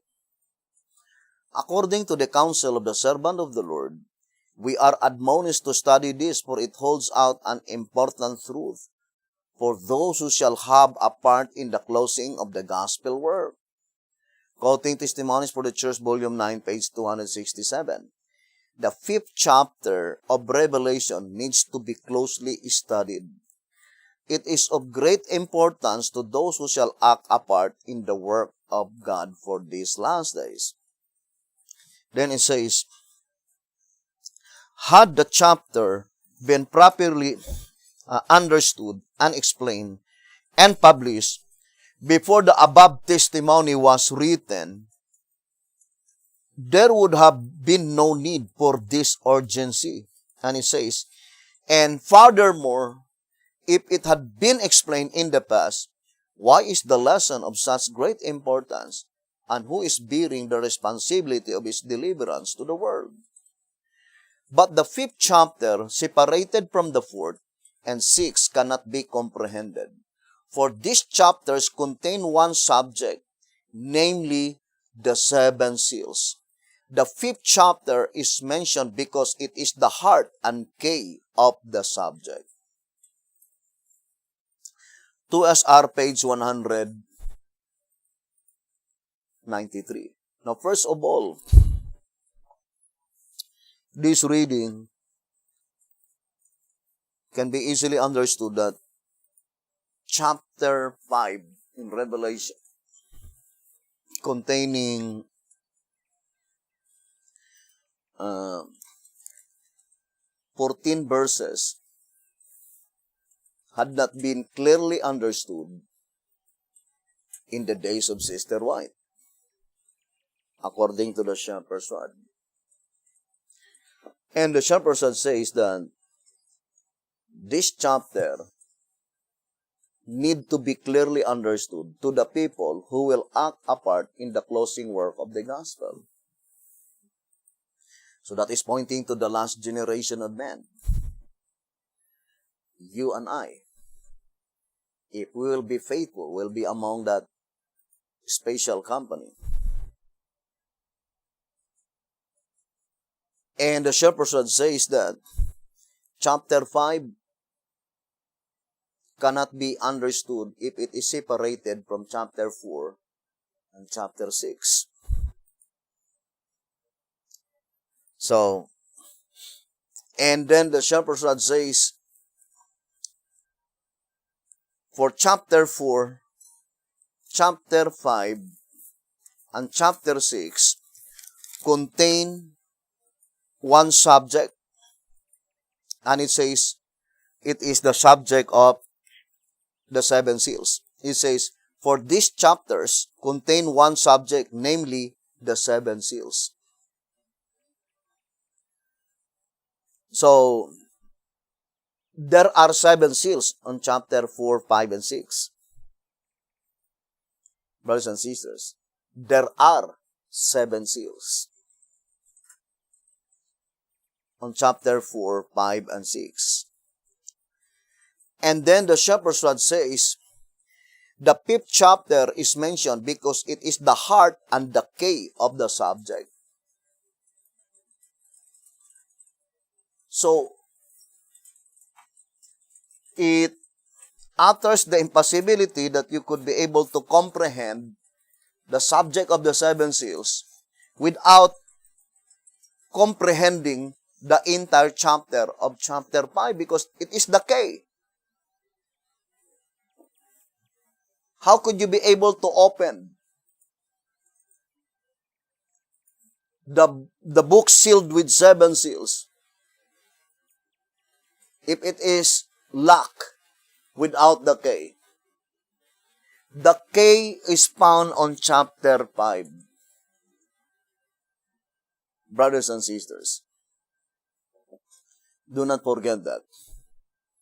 Chapter 5. What is number 5? That is the number of the Bible, right? Number 5 is the number of the Bible. What is the seven seals? The plan of redemption. That is the plan of redemption, brothers and sisters. So, number 5 indicates the Bible, the number of the Bible.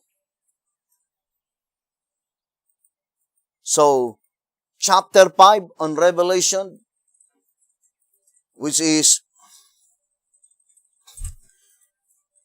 indicating the number of the Bible, it is the key to unlock the subject, the seven seals. And the shepherd's rod admonishes us to study closely Revelation chapter 5.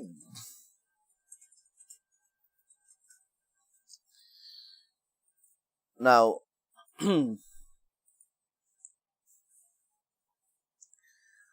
I would like to read first 2SR 222.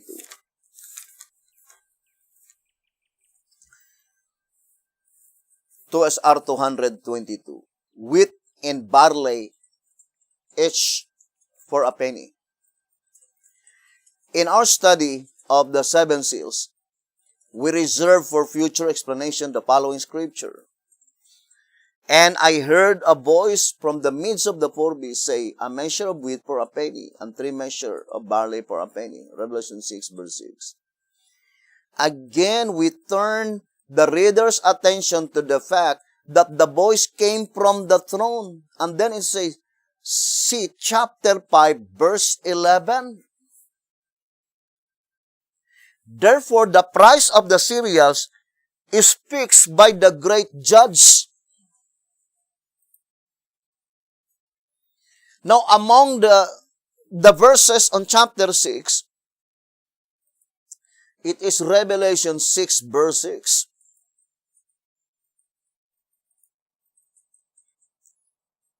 By which the shepherd's rod gave more importance to understand. And then, in Revelation chapter 5, the verse that attached to Revelation 6, verse 6 is Revelation 5, verse 11.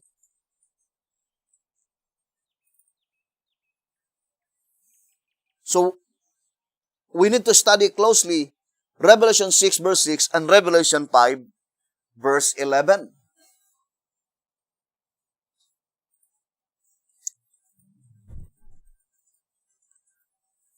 Now, before proceeding in our study, let me show to you just a short illustration, brothers and sisters,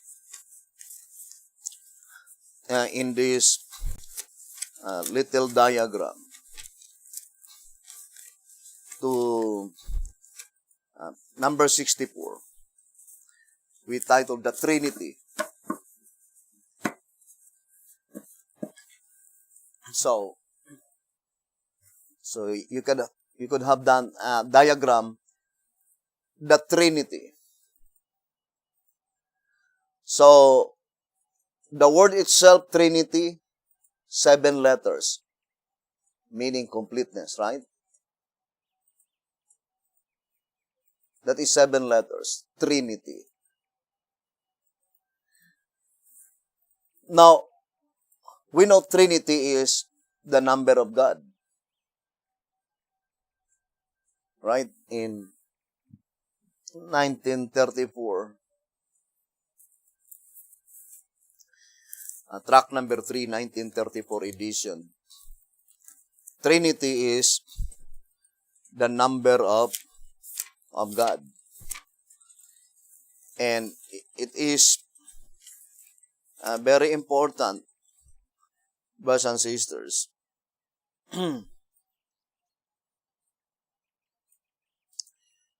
Here in page 68, saying,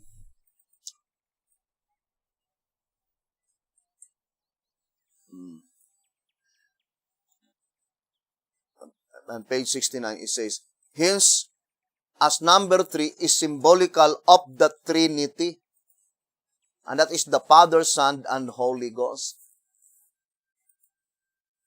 So that is the number of God. Number 3 is the number of God, Trinity. And Revelation 6 verse 6, you might wonder that this chapter and verse represents the entire Bible. Revelation chapter 6, verse 6, that is 6 and 6, represents the 66 books of the Bible. And we guarantee to you that at the time that we will completely comprehend what is Revelation 6 verse 6, the entire Bible or the entire plan of redemption is completely revealed. Remember, Revelation 6 verse 6 is attached to Matthew 20.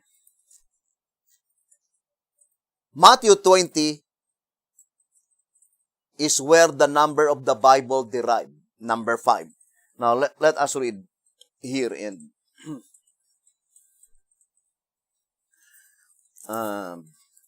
track number 3, 1934 edition, saying the number of the Bible. It says, number of the Bible, page 69. The parable in the 20th chapter of Matthew explains that the Bible contains 5 time messages, namely early in the morning, the 3rd hour, the 6th hour, and the 9th and the 11th hour, 5 in all. These symbolical calls prove to be all the time messages in the Bible from the day it began to be written to the close of probationary time. That is, when these messages are proclaimed to the world, the Bible will be an exhausted book as far as saving anyone after that. Therefore, the numerical value of the Bible is 5. Track number 3, 1934, page 69. So number 5, the numerical value of the Bible is derived in Matthew 20. Now here in 2SR, let us read again the statement. 225 and 226. With the previous explanation of Revelation 6 verse 6, a measure of wheat for a penny, and 3 measures of barley for a penny, we shall endeavor to prove that the symbols point back to the parable of the householder. And Jesus allegorically looked forward to John's vision. If the explanation perfectly fits the parable and the vision in harmony with God's book and law, and a present truth lesson is derived therefrom, then only must we accept it as truth. To SR page 225 and page 226. So the voice of inspiration is very plain. That the parable in Matthew 20, when Jesus Christ is uttering those words to the disciples, He is looking forward to the time when He Himself will show the vision to John in the island of Patmos, particularly Revelation 6, verse 6. Matthew 20, 5 calls the number of the Bible. Revelation 6, verse 6, the 66 books of the Bible. So Revelation 6, verse 6, and Matthew 20 is closely connected to each other, according to that reading, 2SR 225 and 226. Now, let's go back again to our, just a short illustration in this diagram. If you will count the letter of the word wheat, that is 5 letters. Barley contain 6 letters. And the name Jesus, that is 5 letters. And the name Christ, brothers and sisters, that is 6 letters. Then 5 plus 6, 11. Then another 5 and 6, 11. And you will add 11 plus 11, that is the 22 chapters of the book of Revelation. That is the 22 chapters of the book of Revelation. Do not think that it is just a mere happenstance, brothers and sisters, because it is purposive design. Brothers and sisters, Revelation 6 verse 6 represent wheat and barley. And to repeat again, it is pointing to the revelation of Jesus Christ. Jesus contains 5 letters. Christ contains 6 letters. Then 11 plus 11 equals 22. And also we attach in this diagram, although we will study it in, I think, the subject 12 figurative months. Because you can see here, April 18, 31 AD, and October 22, 1844, that is figurative 3 days. Because April 18, 31 AD, that is Sunday, and October 22, 1844, that is Tuesday. Therefore, that is Sunday, Monday, and Tuesday. Figurative 3 days. And April 18, 31 AD to April 1, 2020, Gregorian calendar. But in Bible calendar, that is October 10, 2021, that is figurative 3 years.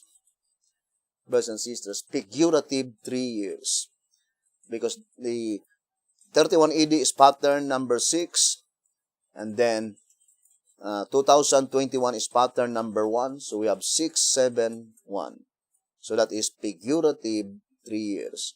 Although from April 16, 31 AD to April 18, 31 AD, that is literal 3 days.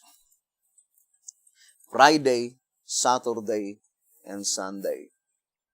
And also we have the 40 typical days. But we will touch that subject on the 12 figurative months. Now let us go back to our subject, brothers and sisters. the shepherd's rod admonishes us to study closely Revelation chapter 5. Now, what is the significance unto us? These verses in Revelation chapter 5. Revelation chapter 5. Verse 1, verse 2, 3, 4, 5. Verse 1. And I saw in the right hand of him that sat on the throne a book written within and on the backside sealed with 7 seals. And I saw a strong angel proclaiming with a loud voice, Who is worthy to open the book and to loose the seals thereof? Verse 3. And no man in heaven, nor in earth, neither under the earth, was able to open the book, neither to look thereon. And I wept much, because no man was found worthy to open and to read the book, neither to look thereon. Verse 5. And one of the elders said unto me, Weep not, behold, the Lion of the tribe of Judah, the Root of David, hath prevailed to open the book, and to loose the 7 seals thereof.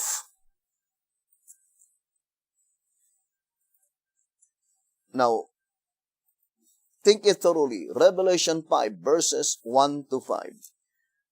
Brothers and sisters, to repeat again, what is the significance of this vision that was shown by God to John the Beloved in the island of Patmos?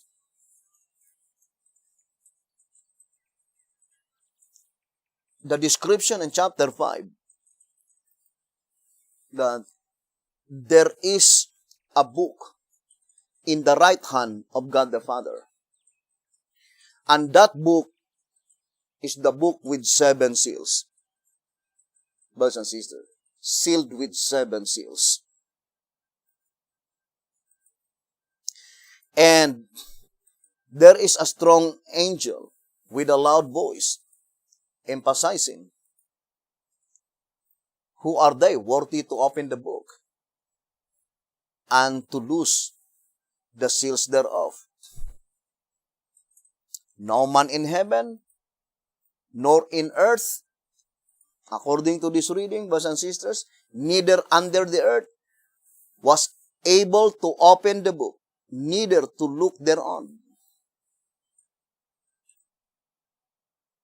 And John the Beloved wept much, because no man was found worthy to open and to read the book, neither to look thereon. So there are 3 things: to open, to read, and to look. Brothers and sisters.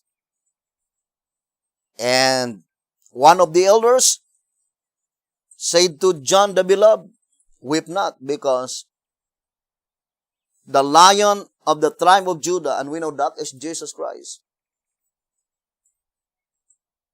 he is worthy to open the book.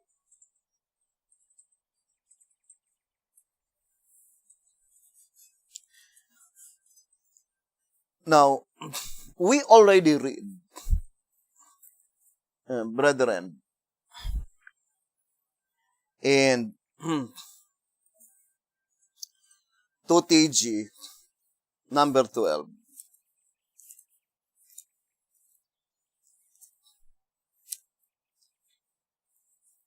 I would like to read again in 2TG 12:24. Chapters 4 and 5, we see contain a scene of a special event which caused the book to be unsealed. That which came out of the book is, in the fullest sense, the revelation of Jesus Christ, of the one who only was worthy to open the book.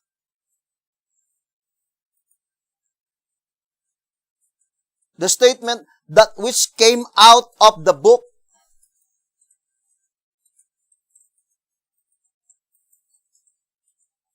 So, brothers and sisters,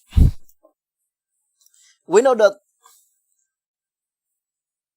Revelation is, I would like to read this reading. In the Old Symbolic Code. 3 Symbolic Code 8 to 10, page 9. Only the portion saying, 3 Symbolic Code 8 to 10, page 9.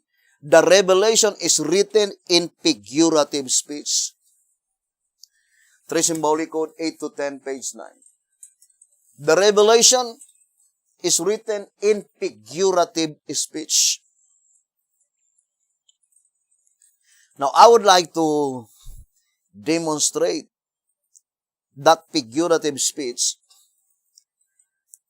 as stated in 2TG number 12. Let us read again the statement. Chapters 4 and 5, we see, contain a scene of a special event which caused the book to be unsealed.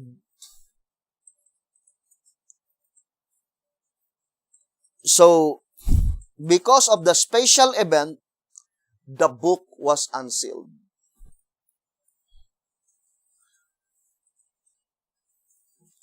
And then it says, that which came out of the book, for example, this is the book.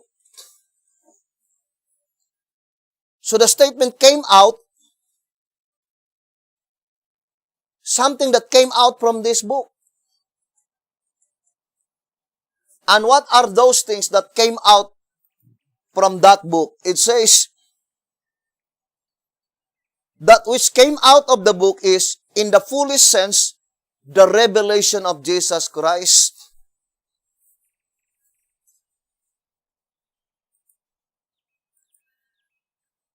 Or in other words, brothers and sisters, the most mysterious part in this revelation is that Jesus Christ been able to look, to read the things written in the book even before the book was opened.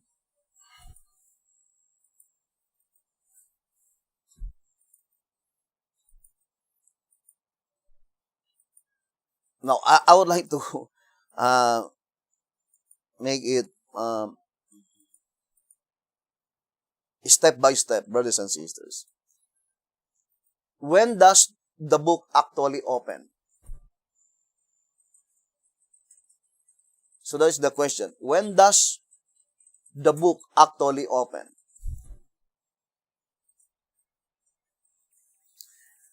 So let us read again track number 3.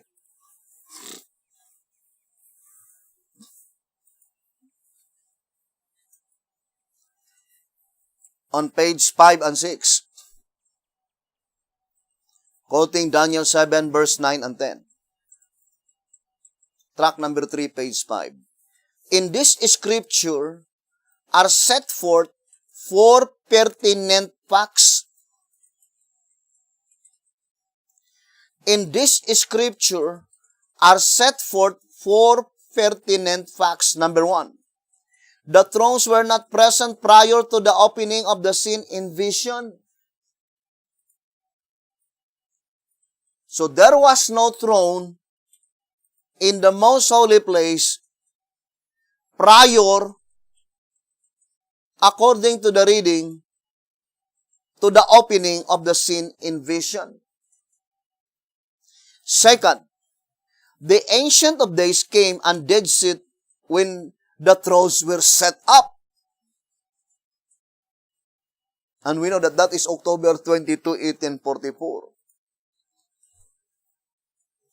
That the Ancient of Days, God the Father, entered to the most holy place and then sat on the throne. And then it says, number 3, then the books were opened.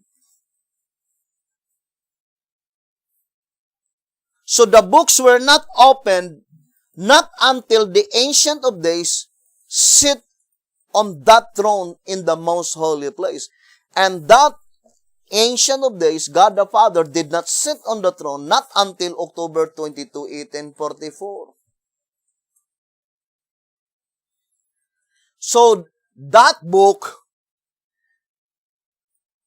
had not been opened not until October 22, 1844.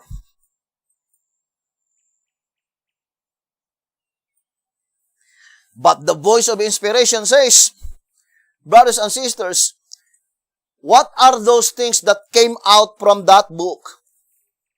Let us go back again to 2TJ12. That which came out of the book is, in the fullest sense, the revelation of Jesus Christ, of the one who only was worthy to open the book.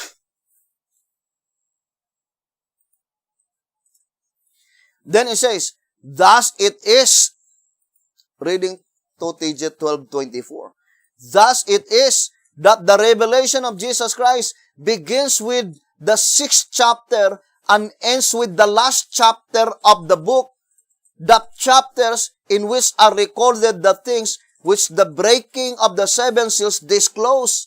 Yes, the revelation consists of the things which were sealed with 7 seals. And in page 25 it says, the revelation then is thus divided into 7 parts.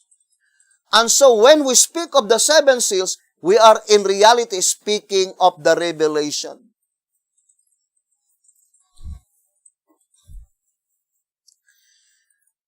Now, the Shepherd's Rod is very plain in this reading, brothers and sisters. The 7 seals, brothers and sisters, the revelation of Jesus Christ began on chapter 6 and end on chapter 22.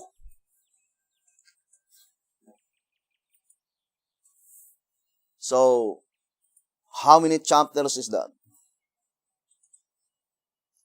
17 chapters?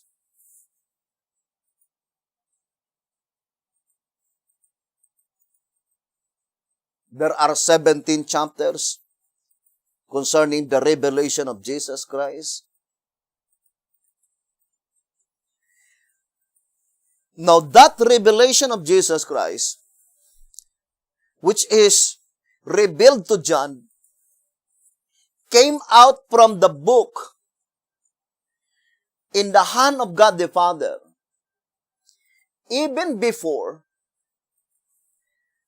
that book in the hand of the God the Father was opened, because it was not opened not until October 22, 1844.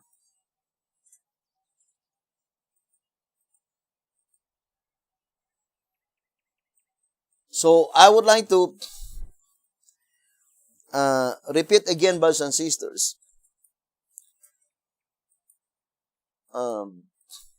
The things which came out from that book, according to 2TJ 12:24, is the revelation of Jesus Christ. Or in other words, Jesus Christ revealed what is written into that book, in the hand of God the Father. And that revelation of Jesus Christ, He showed it to John the Beloved in the island of Patmos.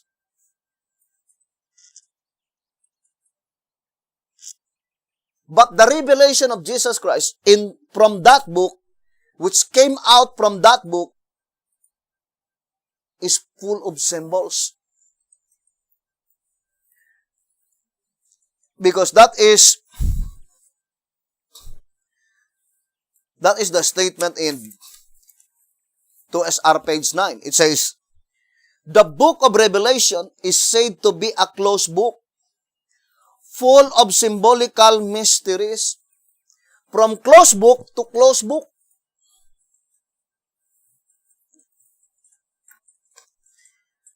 The book in the hand of God the Father is closed. And we will study closely. When does that book in the hand of God the Father had been opened?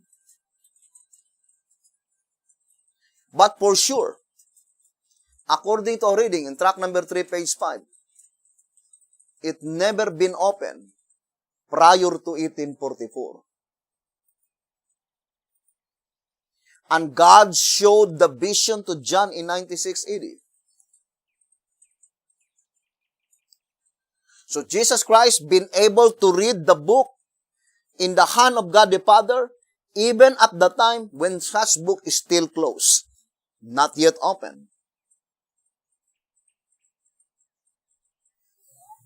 And the statement,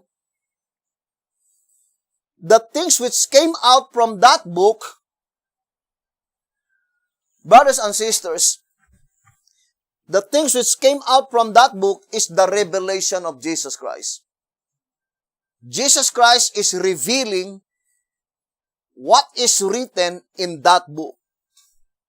And He revealed the things written therein, even at the time when the book is still closed.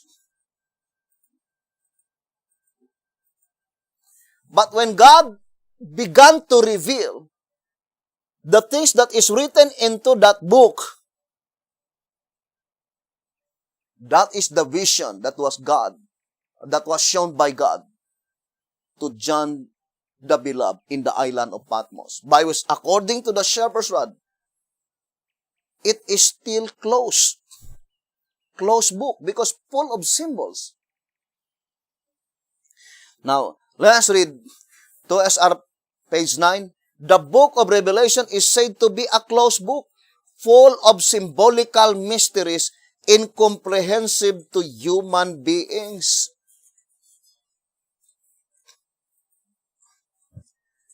And of all the things by which that divine code is definitely and directly applied, it is pertaining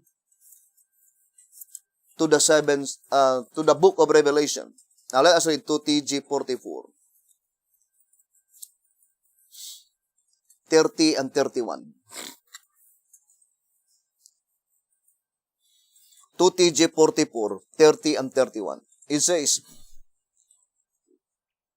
we as Christians have obviously failed to note that the secret things of God, matter not how simple, were to be unsealed at any time by anyone. Inspiration would never in the first place have canceled them in symbols and parables. Christendom is still blind to the fact that to attempt to break into the mysteries of God would be to attempt to defeat His purposes. Yes, to try to break into the divine code is to try the impossible. For example, even when the time did come for the book sealed with 7 seals to be unsealed, Revelation 4 and 5, no one in heaven or on earth was able to do so, but only the Lion of the tribe of Judah could break the seals and look into the things which afterwards were shown to John the Revelator. And though John wrote them, he himself could not before time explain them. Then how can we do such before time? And without the inspiration of the same Spirit, who indicted them? 2TG 44, page 30 and page 31. So here the shepherd's rod says that even John the Beloved, the writer of the book, he only been able to write those things by which Jesus Christ revealed what is written into that book. And the thing which came out from that book is the revelation of Jesus Christ. And when Jesus Christ began to reveal what is written into that book, his testimony, he addressed to John the Beloved, by which the testimony of Jesus Christ, which is the book of Revelation, were completely written by John the Beloved in the island of Patmos within 2 years. From 96 AD to 98 AD. Why 2 years? Because that is divine program. It was written within 2 years. It must be rebuilt, completely rebuilt in just 2 years. Brothers and sisters. Now,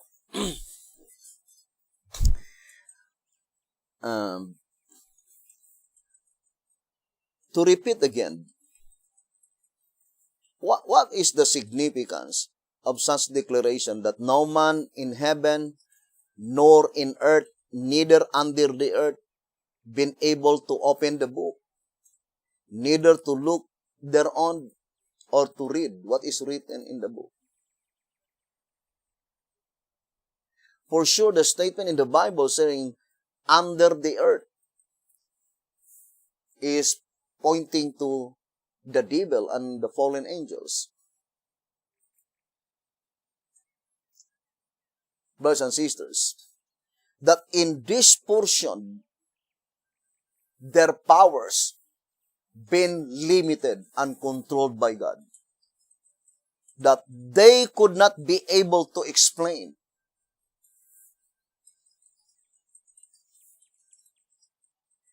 Brothers and sisters, the book of Revelation in connection with the proceedings in the heavenly sanctuary.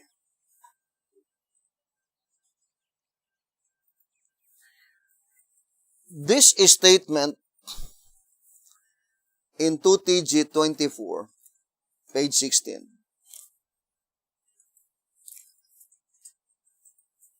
Saying, are not these tests strong enough to convince any of you that the secret things of God, such as the canceled prophecies, are not disclosed by finite men? No, not by the devil either. That when God wants a thing to be a secret, it remains canceled until He Himself reveals it. Then when it is revealed, all are to know that God Himself is at work.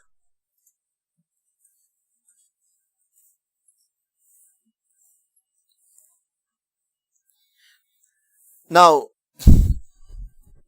that is guaranteed by God.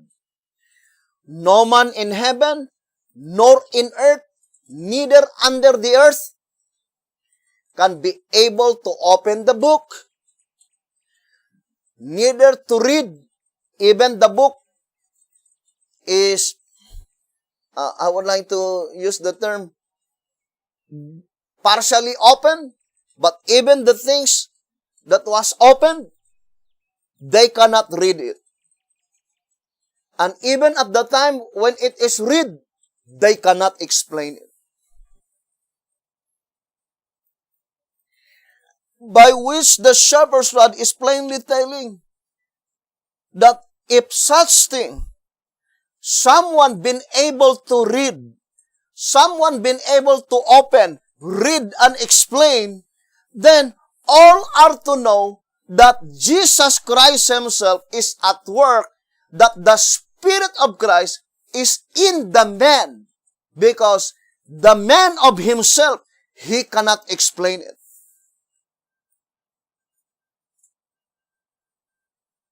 Because even the devil either cannot do it.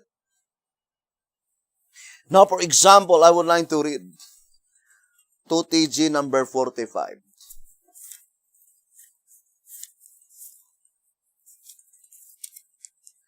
Page 7. 2TG 45, page 7. Did you mark what inspiration says?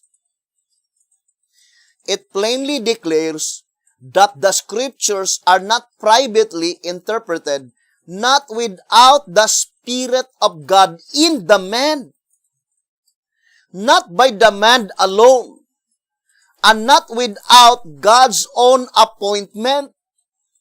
And the reason given, note, is the very fact that prophecy did not come by the will of man, but by the will of the Spirit, through holy men of God. This, brethren, is heaven's law and order. And who are we to change it? That is heaven's law and order. And who are we to change it? To put your trust in private interpretation is therefore to barter your soul to men.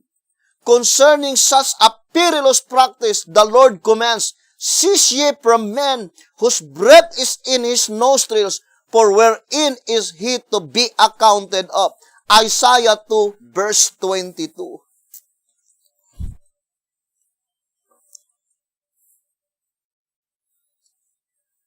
Now let us gradually elaborate those readings, brothers and sisters.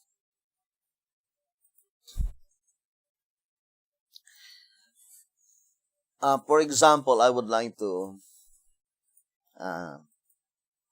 quote to you that statement in track number 5.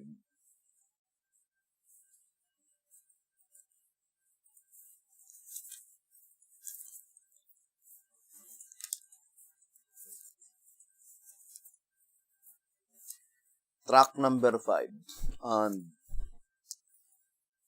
page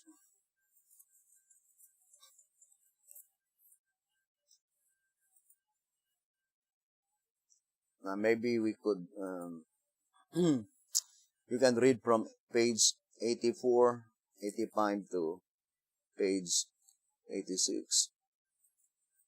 It is a long reading, but I would like only to read first page 84. It says, remember, this statement is the basis of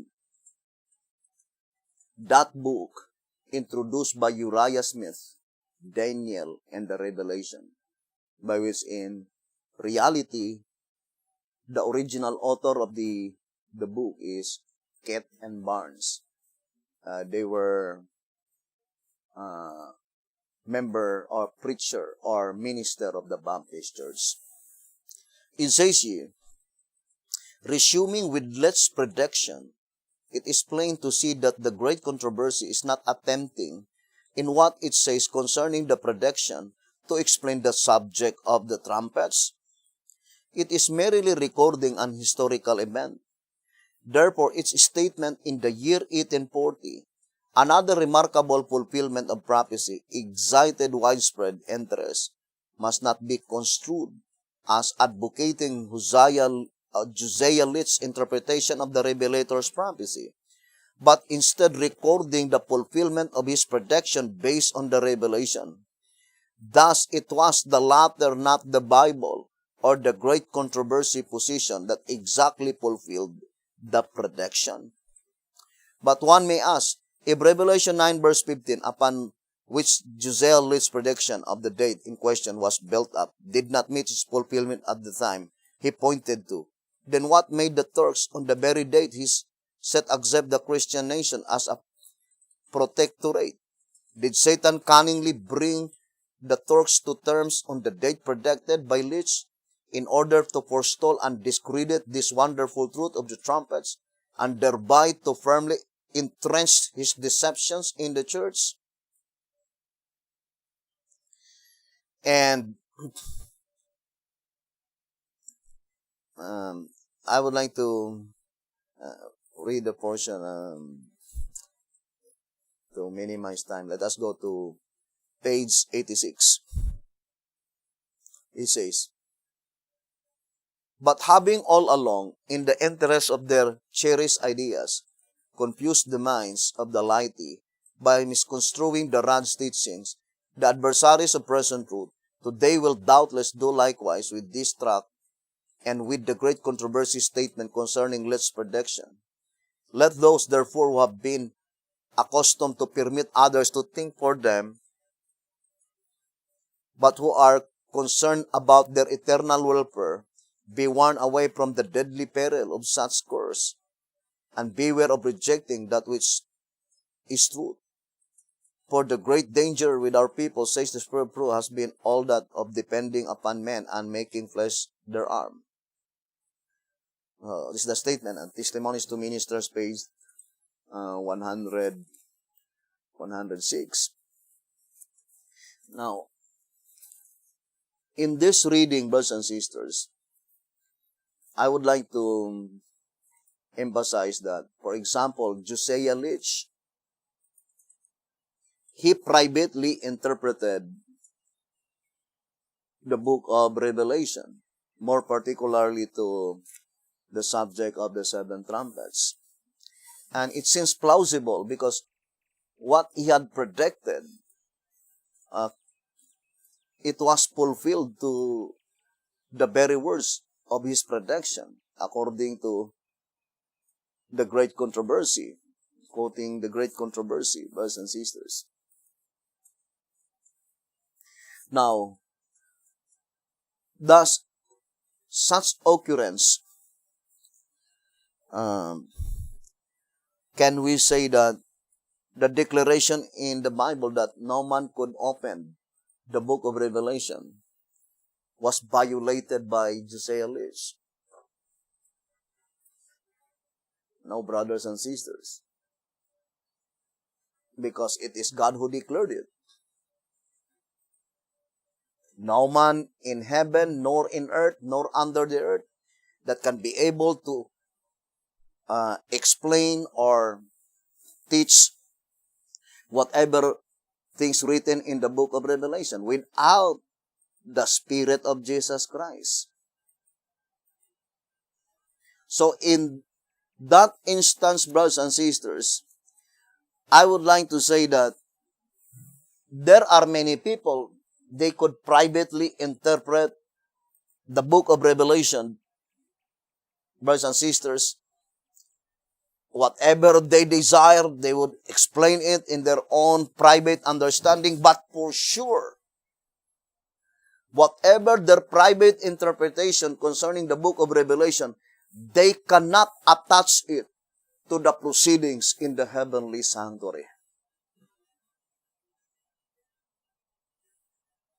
Brothers and sisters, because the divine decree given by Jesus Christ in the book of Revelation is an understanding concerning the book of Revelation in connection with the proceedings in the heavenly sanctuary. Now, for example, let us go back again to the reading in early writings. Here in early writings, page 42 and page 43, the open and the shut door.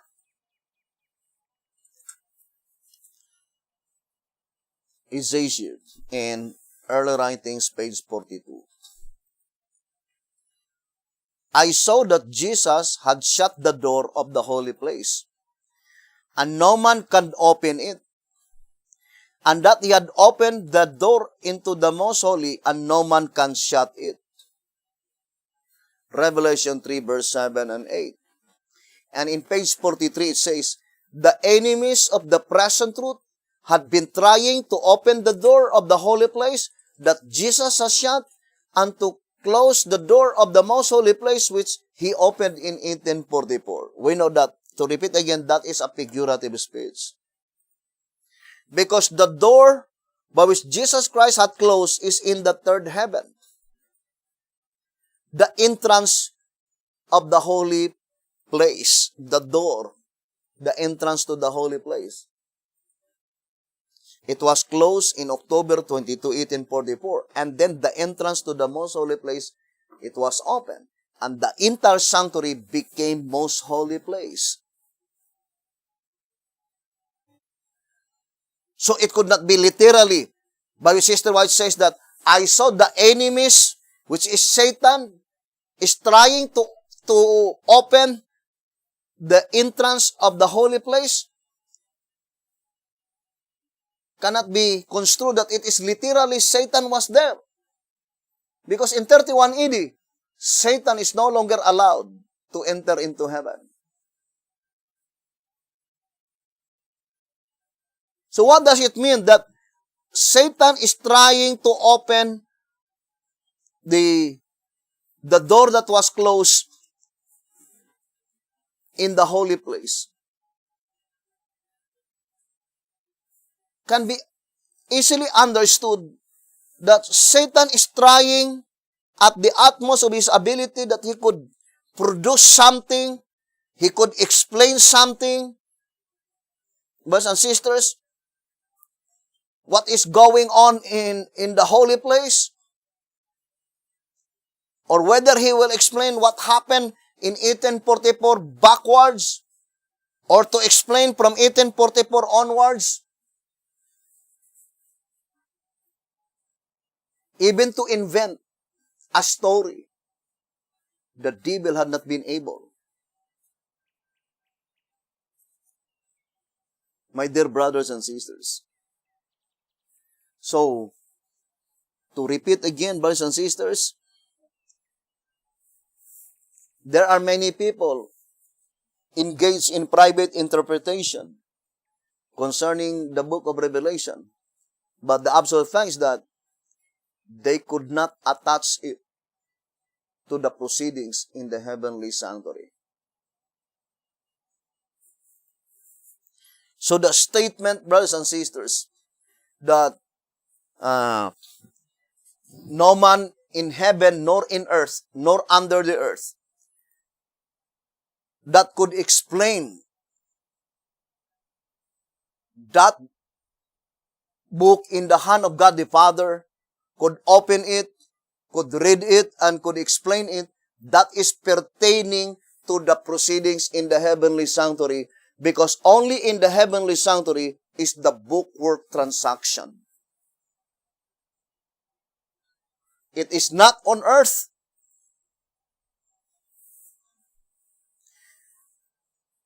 In White House Recruiter, on page 20, saying, as the cleansing of the sanctuary in behalf of the dead is necessarily purely a book transaction, that is the reason for its taking place only in the heavenly sanctuary. So the bookwork transaction takes place only in the heavenly sanctuary. So that book, brothers and sisters, or that books in the heaven, it is only in the heavenly sanctuary. And through the book of Revelation, brothers and sisters, through the symbolization of the book of Revelation that was shown by God to John the Beloved in the island of Patmos, that is the complete revelation of the proceedings in the heavenly sanctuary. And it is explained on track number 15. Let me read to you. Track number 15, on page 13. Track number 15, page 13. Both seers distinctly declare that the events which they saw was the judgment. The difference between the two scenes is that Daniel was led to look into the sanctuary, while preparations were being made for the judgment to convene. Whereas John was led to look into the sanctuary after the judgment had been set up. In fact, John not only saw the judgment in progress, but he saw the whole proceeding from start to finish. Tract number 15, page 13. So the entire book of Revelation is a revelation of the entire proceedings in the heavenly sanctuary.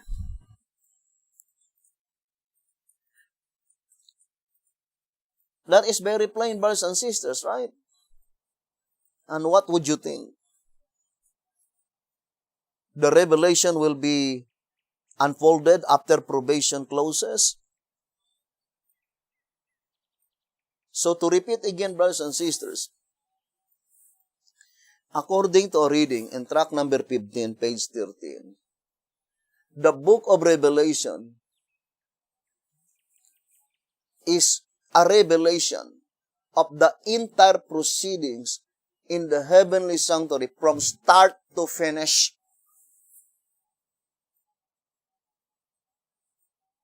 But for sure, John the Revelator had not been able to explain them, according to 2 TJ 44:30-31. He had been able to write all of them through symbols, and the entire symbolization of the book of Revelation is the complete unfoldment of the entire proceedings in the heavenly sanctuary. And that is the reason, brothers and sisters, that the Shepherd's Rod plainly telling us here in 1 TG number 51,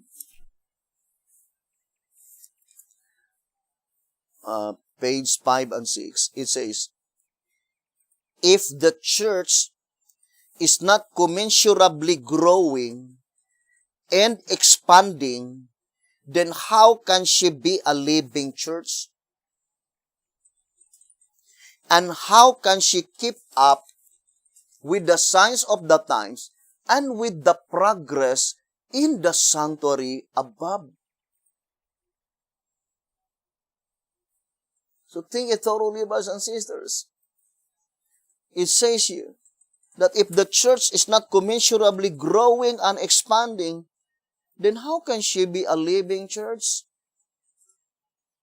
And how can she keep up with the signs of the times and with the progress in the sanctuary above? Remember, brethren, we read several times that the main prophetic event, whether it is the 7 seals or the 7 trumpets, it takes place in heaven. It says here in tract number 5, page 34, in the main, however, the trumpets and the seals portray an event which is future from John's time and which takes place in heaven. So the main prophetic event takes place in heaven. The things that takes place on earth is only the kindred events, the related events, by which some are contributory and some are consequent to the main prophetic event. Tract number 5, page 34.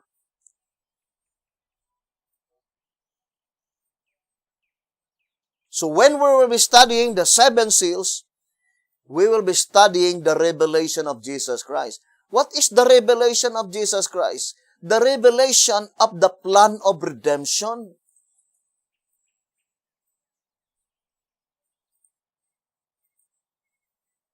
Brothers and sisters, so the plan of redemption in 2SR 187, it says, in sanctuary construction and service, the plan of salvation is revealed. 2SR 187. And it always reminds me the statement in 1 SM 122 saying, are we awake to the work that is going on in the heavenly sanctuary?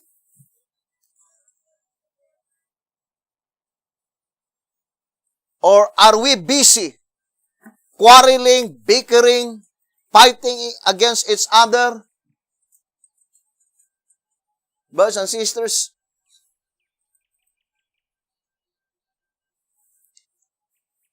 and trying to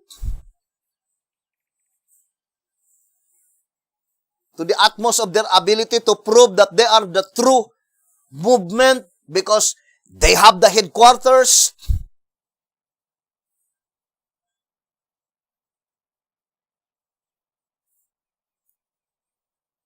And they did not know God's program in the last days. That God will save the tents of Judah rather than the houses and the palaces, because houses and palaces, they were too proud, boastful.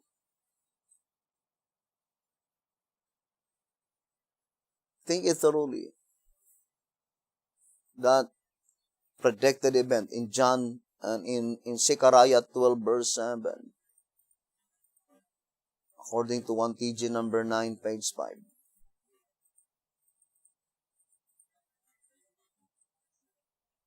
Think it thoroughly, my dear brothers and sisters.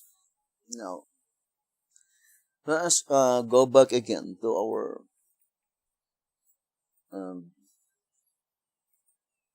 subject. We explained it several times, brethren, that in 1844, according to the Shepherd's Rod, I would like to read again, 2 SR 133. This unquestionable evidence proves that the movement that arose in 1844 is God's true church and divinely protected. Hence, it clears up the widespread confusion in Christendom as to which denomination has the truth for the present time. It also weeds out all the rest as false, for it is the only movement that has the truth of the sanctuary.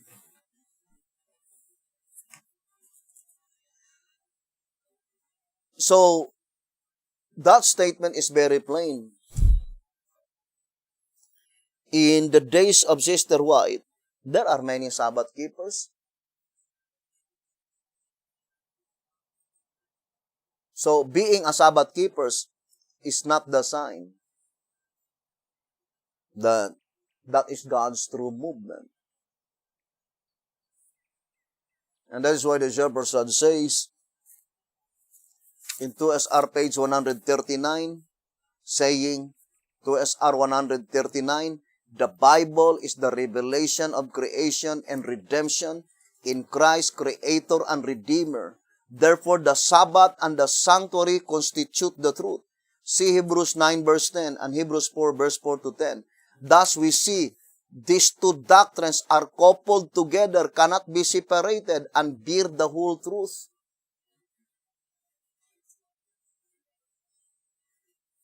So, what does it mean, whole truth? Brothers and sisters. So, if you are observing the Sabbath, but without the sanctuary truth bestowed by God, it cannot be God's church. So, in the days of Sister White, there are many Sabbath keepers, but according to tract number 2, page 34, since, brothers and sisters, the last church recorded in the Bible is the Laodicean church.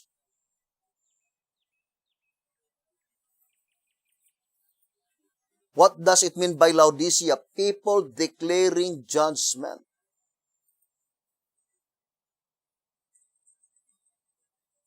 What judgment? The judgment in the heavenly sanctuary. The sanctuary doctrine.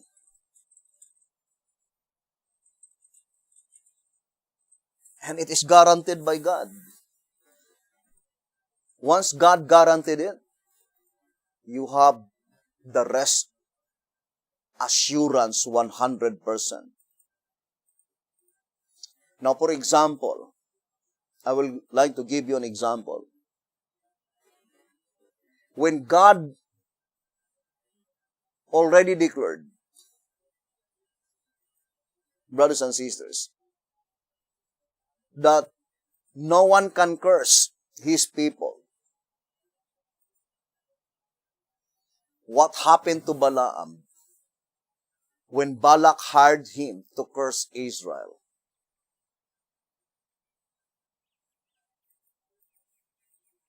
He cannot, even though his mind is trying to curse Israel, but at the time he opened his mouth, he can pronounce only a blessing. Because no one can defeat the purpose of God.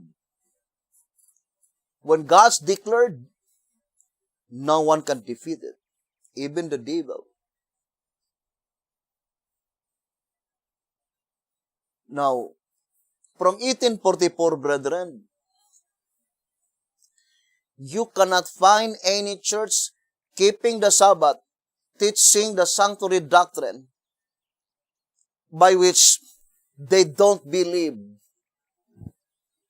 the writings of Sister White.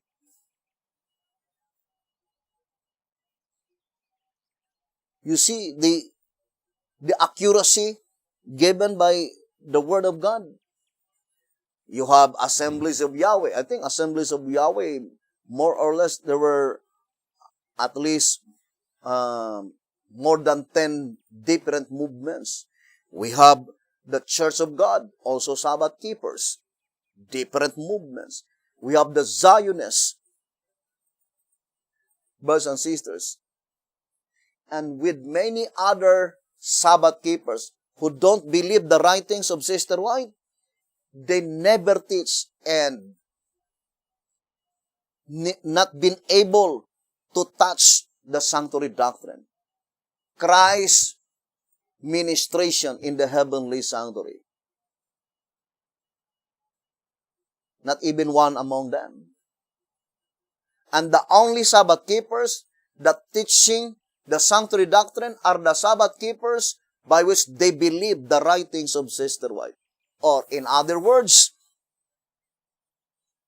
the only information that you could have concerning the sanctuary doctrine is the gift of prophecy manifested to Sister White.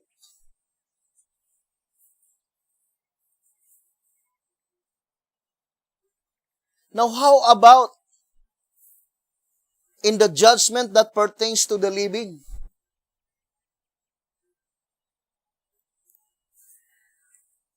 This vision of Sister White, let me read to you herein. Bible commentary.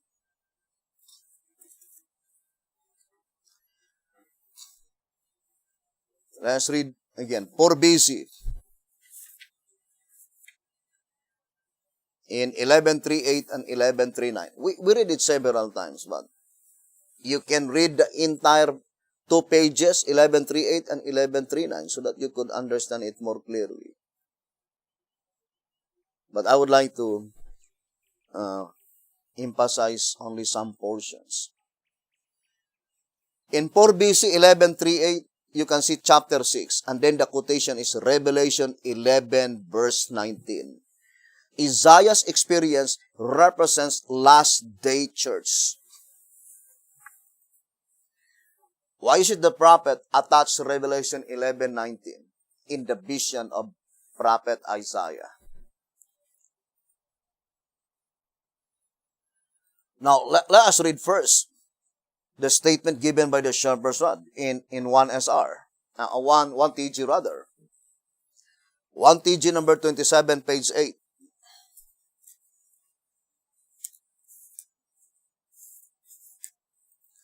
It says here, since this message announces that the great and dreadful day of the Lord is at hand, that the judgment for the living is about to begin, and since Isaiah the prophet was given a vision of the Lord's moving into His temple for this judicial work, what the judicial work mentioned here? The judgment for the living. So Isaiah chapter 6 is pertaining to the judgment for the living. Now let us read again. It says, since this message announces that the great and dreadful day of the Lord is at hand, that the judgment for the living is about to begin. Brethren, this statement, in reality, cannot be applied in the days of B.T. Hunter. How could it be about to begin and they died and the judgment for the living did not commence in their lifetime? And we will prove to you that it cannot be applied in the days of B.T. Hunter. To repeat again, brothers and sisters, the people mentioned there in that vision is the church that will announce the great and dreadful day of the Lord. What church is the one who will announce the great and dreadful day of the Lord? Is it the Seventh-day Adventist Church?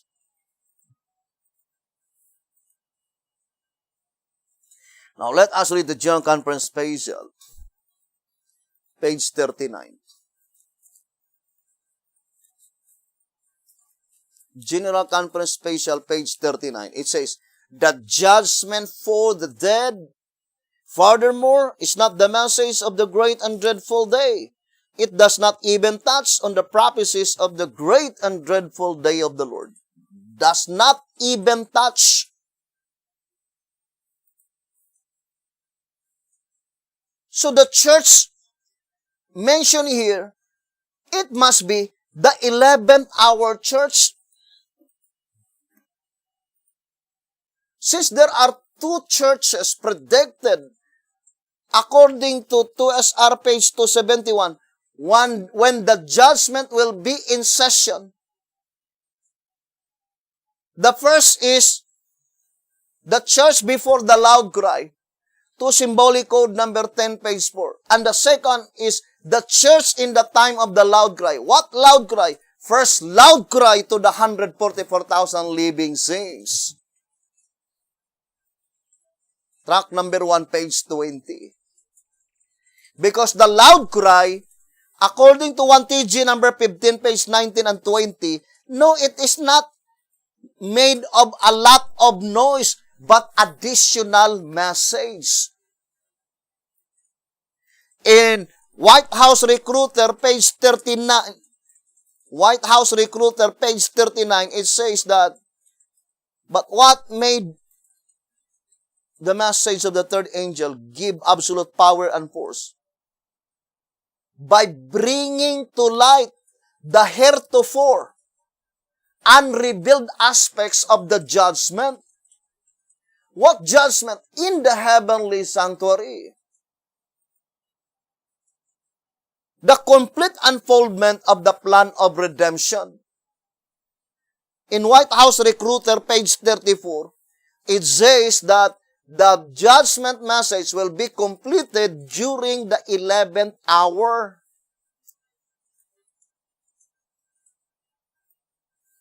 Now, look at the statement here. In 1 TG number 27, page 8, it says, since this message announces that the great and dreadful day of the Lord is at hand, that the judgment for the living is about to begin, I would like to emphasize more by saying, since the message of the Shepherd's Rod Publications announces that the great and dreadful day of the Lord is at hand, that the judgment for the living is about to begin, and since Isaiah the prophet was given a vision of the Lord's moving into His temple for this judicial work, the prophet's experiences while he was yet in vision, must therefore represents the experience of God's servants who are to announce the day of the Lord. His experience and commission must be our experience and commission too. 1 TG 27, page 8. It is pointing to all shepherds rod believer. You can read the entire pages in 4 BC 11:38 and 11:39. But the entire story of that vision of Isaiah is completely telling us that there was a time that Isaiah is crying the sins of other people, denouncing the sins of other people. But at the time when God showed to him the sanctuary doctrine, the proceedings in the heavenly sanctuary, he felt ashamed and embarrassed. And he found out that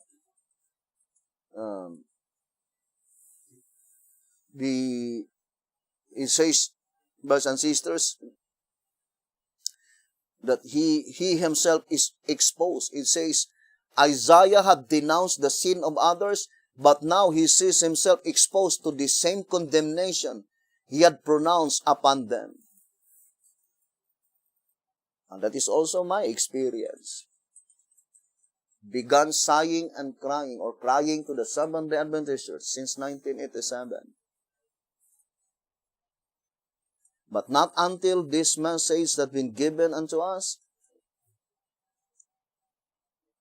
we found out, brothers and sisters, that we are also condemned. And in reality, we are not prepared.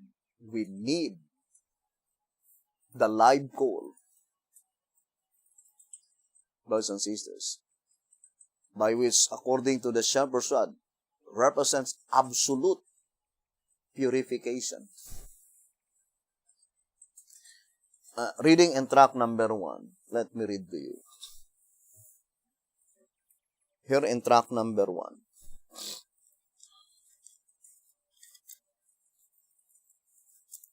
On page,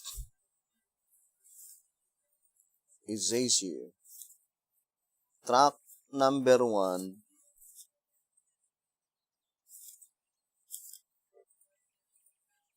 on page 39. I think that is 39. The scattering of the coals of fire over the city represents absolute purification of the heart. Gospel Workers, page 23. Effected by the outpouring of the Holy Spirit upon those who received the mark, those who escaped the slaughter. So it says, brothers and sisters, that the scattering of the coals of fire, that is, represents absolute purification of the heart. Now, let us read here in 4 BC 11:39. It says, the vision given to Isaiah represents the condition of God's people in the last days. They are privileged to see by faith the work that is going forward in the heavenly sanctuary. And then the quotation is Revelation 11:19. And the temple of God was opened in heaven, and there was seen in his temple the ark of his testament. As they look by faith into the Holy of Holies and see in the heavenly sanctuary, they perceive that they are a people of unclean lips, a people whose lips have often spoken vanity, and whose talents have not been sanctified and employed to the glory of God. Well, may they despair as they contrast their own weakness and unworthiness with the purity and loveliness of the glorious character of Christ. But if they, like Isaiah, will receive the impression the Lord designs that shall be made upon the heart, if they will humble their souls before God, there is hope for them. The bow of promise is above the throne, and the work done for Isaiah will be performed in them God will respond to the petitions coming from the contrite heart. For BC 11:39. And I would like to emphasize the statement that this group of people, they have been given the privilege to see by faith, brothers and sisters, the proceedings that is going forward in the heavenly sanctuary. For BC 11:39.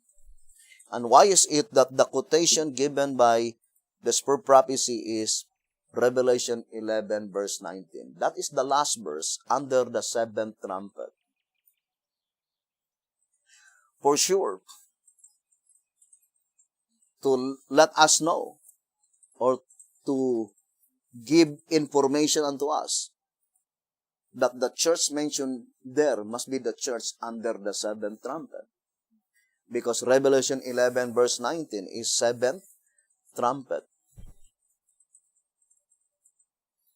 Now let us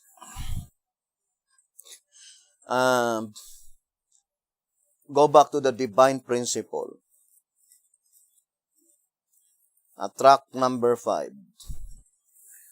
Page 34. Page 32 rather.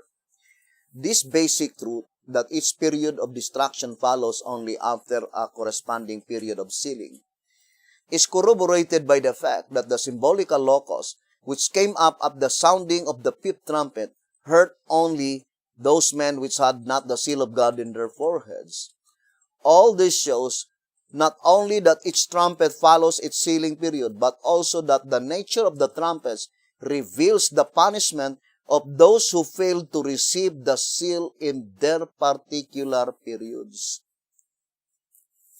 And in page 35, it says, naturally, page 35, track number 5, naturally, then, the first seal must precede the first trumpet, the second seal, the second trumpet, and so on, like the needle and the shuttle, rather than that all 7 seals must precede all 7 trumpets.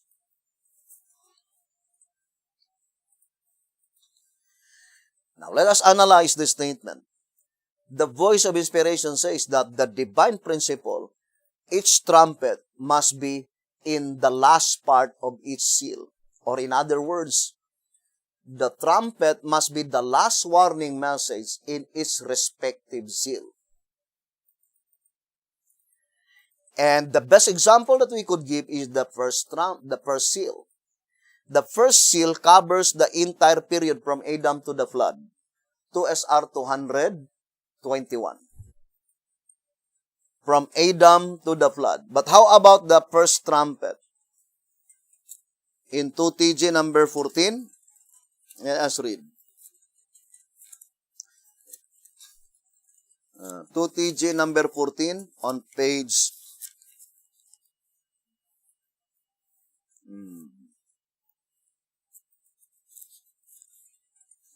it says here. 2TG 14:15. We further learn that the trumpets disclose the message of God and the consequences to the unrepentant sinners. That the trumpets begin with the first such message, the message of Noah. So the first trumpet is a part of the first seal, because the first seal covered the period from Adam to the flood. But the first trumpet is the message of Noah. The message of Noah was proclaimed prior to the flood. Or in other words, the trumpet must be the last warning message under its respective seal. So the seventh trumpet must be the last warning message under the seventh seal.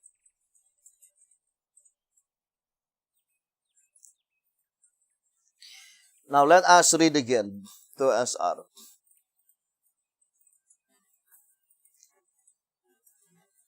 To SR page 193. It says, some have applied the 7 seals of the 6th chapter of Revelation to the church in the New Testament time, but the symbols are contrary to the application. But I would like to focus to the statement, the 7 seals of the 6th chapter of Revelation. Therefore, there are 7 seals on chapter 6. That is very plain. The 7 seals on chapter 6. Now, what is the 7th seal? The 7th seal is concerned the living. Let us read to SR page 202. It says here, but the 7th sealing period, being the last, must concern the living. So the 7th sealing period, being the last, must concern the living. So what is the 7th seal on chapter 6? Let us distinctly separate the 7th seal on chapter 8.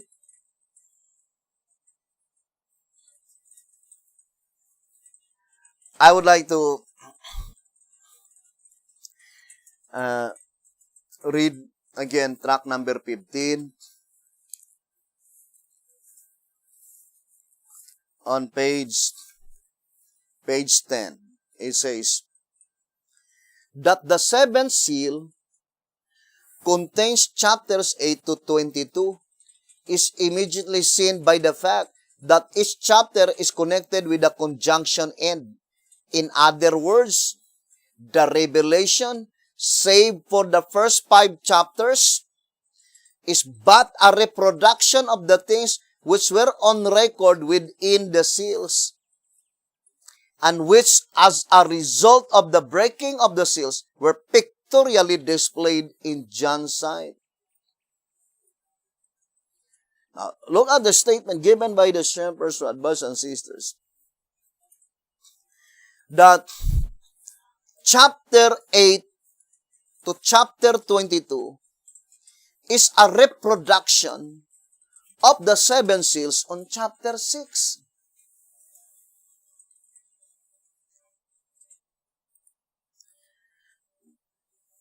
The entire book of Revelation is a reproduction of the book in the hand of God the Father. That is a reproduction. Brothers and sisters. Right? A reproduction.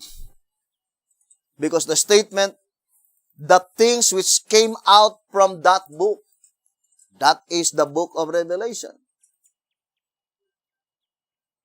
So, it is a reproduction, or in other words, an explanation, or in other words, a revelation.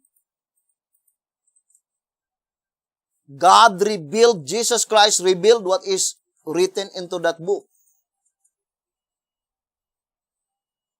And that revelation of Jesus Christ is shown by God to John in the island of Patmos. So, that is a reproduction of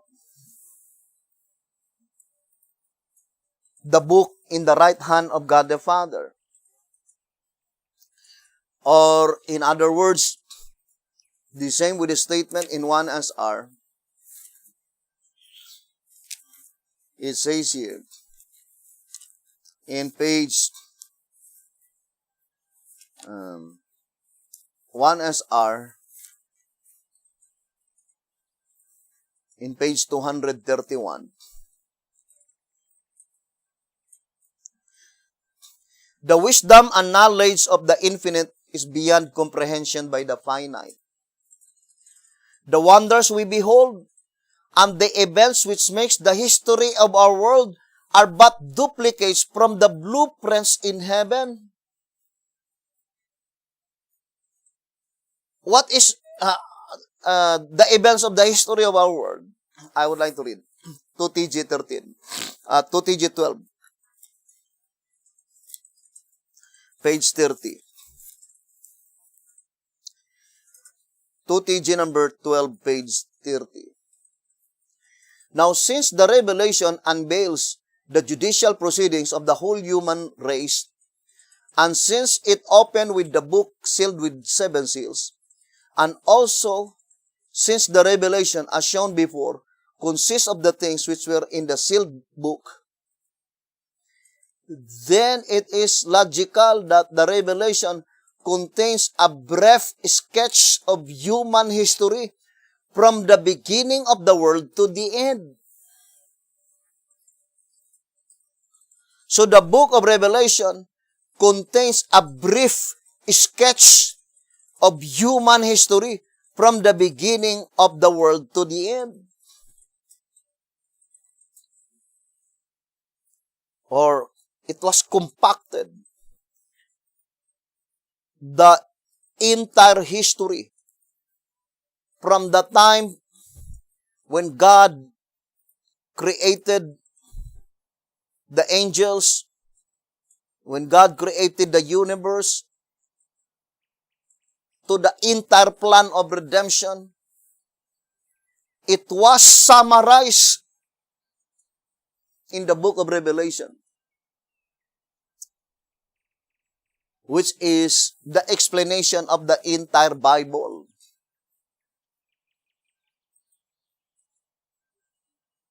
Or in other words, since the Bible contains 66 books, therefore, brothers and sisters, the 65 books is compacted into that one book, which is the book of Revelation. And it is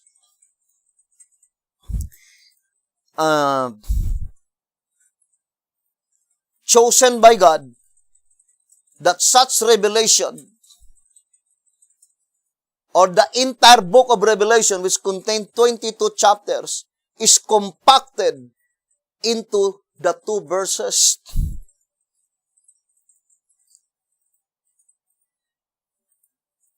That is Revelation 6 verse 5. 6 and 5, that is 65 books. Revealed by the revelation through the symbolization of the 3rd seal. Because Revelation 6 verse 5 and Revelation 6 verse 6, that is the 2 verses. That is the description of the 3rd seal. Why 3rd seal?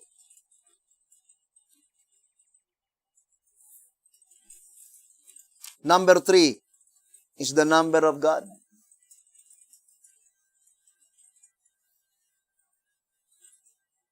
And the 3rd seal is also in parallel with the 3rd day in the creation week.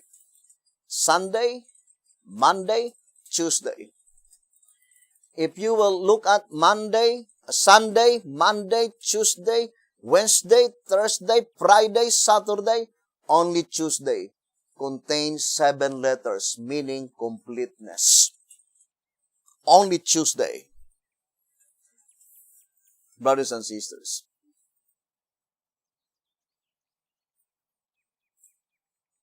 Which is spelled 7 letters. Now, I would like to read again the statement. It says here in 1 SR 231, the wisdom and knowledge of the infinite is beyond comprehension by the finite. The wonders we behold and the events which makes the history of our world. So how does the history of our world have been written? Through the book of Revelation. The book of Revelation is a brief sketch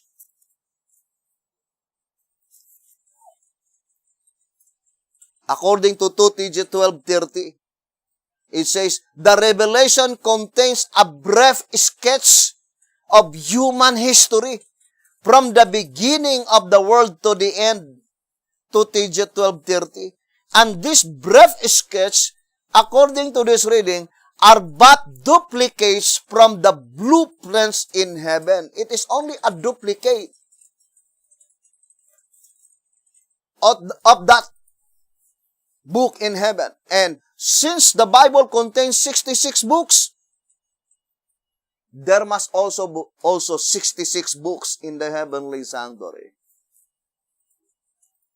And we will prove to you that later, brothers and sisters. There are 66 books in the heavenly sanctuary because the Bible is only a duplicate of that books in the heavenly sanctuary.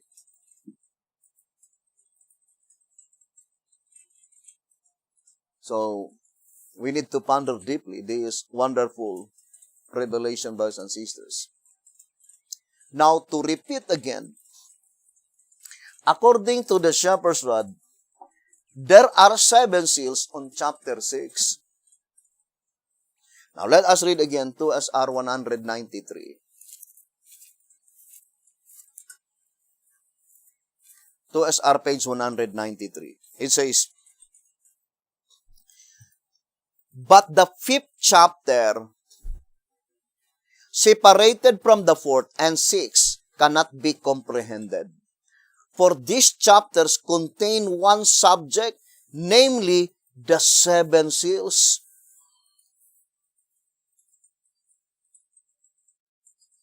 You see? The 7 seals. And then it says, the 5th chapter is mentioned because it is the heart and key of the subject. 2SR page 193.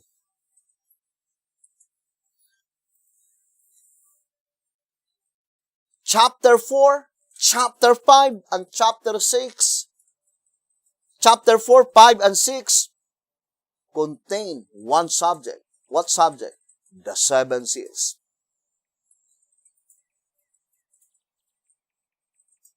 And the shepherd's rod declared clearly, brethren, that the 5th chapter is the key, the heart and the key of the subject. What subject? The 7 seals.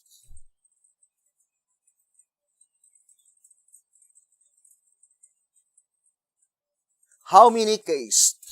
Is there only one key in Revelation chapter 5? Revelation chapter 5, there are 14 verses. Revelation chapter 5, the key to what? Revelation chapter 5, it is the key, brothers and sisters, to unlock the 7th seal on chapter 6. Chapter 4, it is the key to unlock the 6 seals on chapter 6.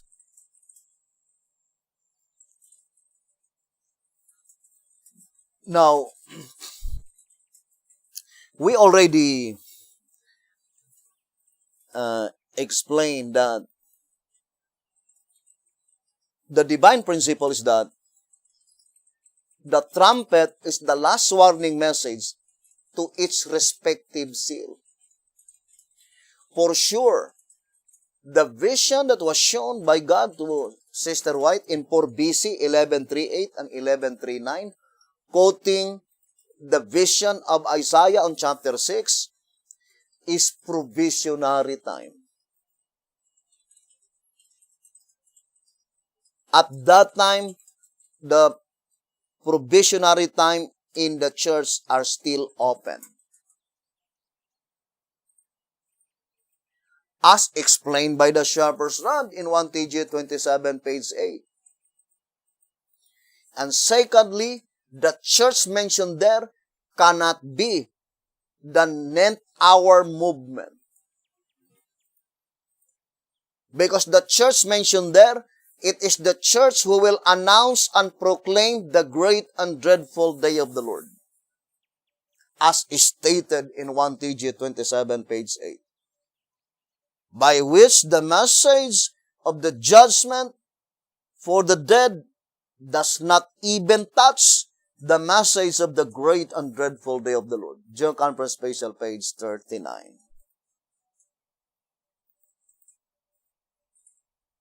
And what is the great and dreadful day of the Lord? I would like to generalize the term, the judgment that pertains to the living.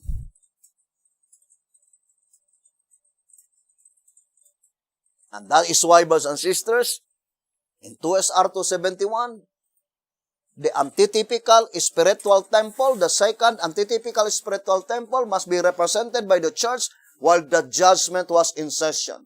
And since there must be two antitypical spiritual temple, because there are two judgment that will be in session. The first, the Seventh-day Adventist Church.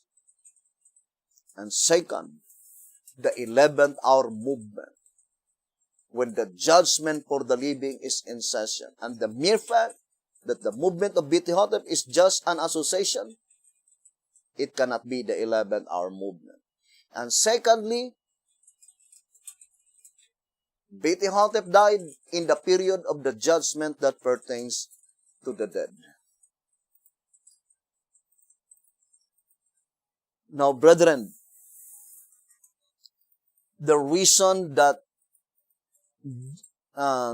inspiration attached Revelation 11:19, by which in reality that is the seventh trumpet in 4 BC 11:38, first, to inform you and I that such church mentioned in that vision must be the church in the seventh trumpet, as stated in 1 SR 127. And the second significance is that, since the trumpet must be a last warning message, brothers and sisters, into its respective seal, so Revelation 11:19 is indicating the last warning message to the seventh seal under the 6th chapter. Remember, the seventh seal is concerned the living. Now, let us distinctly separate the living saints on chapter 6 and the living saints on chapter 8. Or the seventh seal on chapter 6 and the seventh seal on chapter 8.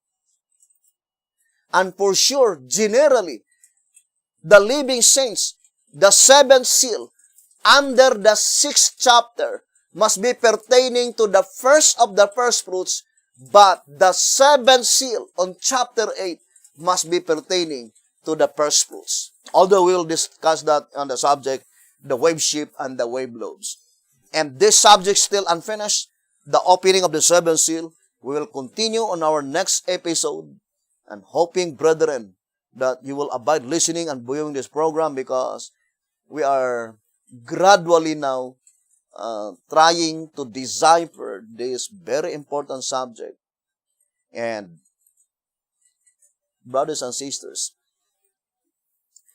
since it is guaranteed by inspiration that no man in heaven, no man on earth, neither under the earth, that could be able to explain anything that happening in the heavenly sanctuary without the inspiration of the Spirit of Christ. That if we could be able to explain everything, what happened in the heavenly sanctuary from 44 AD up to this present time and up to the time when the judicial tribunal will abandon the place, for sure, we'd never obtain it without the Spirit of Christ. Brothers and sisters, and to repeat again, the devil cannot do either. Or in other words, that is the only portion that can never be called satanic inspiration. There are many inspiration by which satanic inspiration. Private interpretation, explaining many subjects, prophetic subject in the Bible, but when it comes to such prophecy that pertains to the proceedings in the heavenly sanctuary, guaranteed by God. No man in heaven, nor in earth, nor under the earth that could be able to explain even one portion. Brothers and sisters, guaranteed by God. No one can open. That even it is after it is open, no man can read it. That even after it was read, no man can explain it without the Spirit of Christ. And at the time when it will be explained, all must humble themselves and all must acknowledge that God Himself is at work. May the good Lord bless you and have a wonderful evening.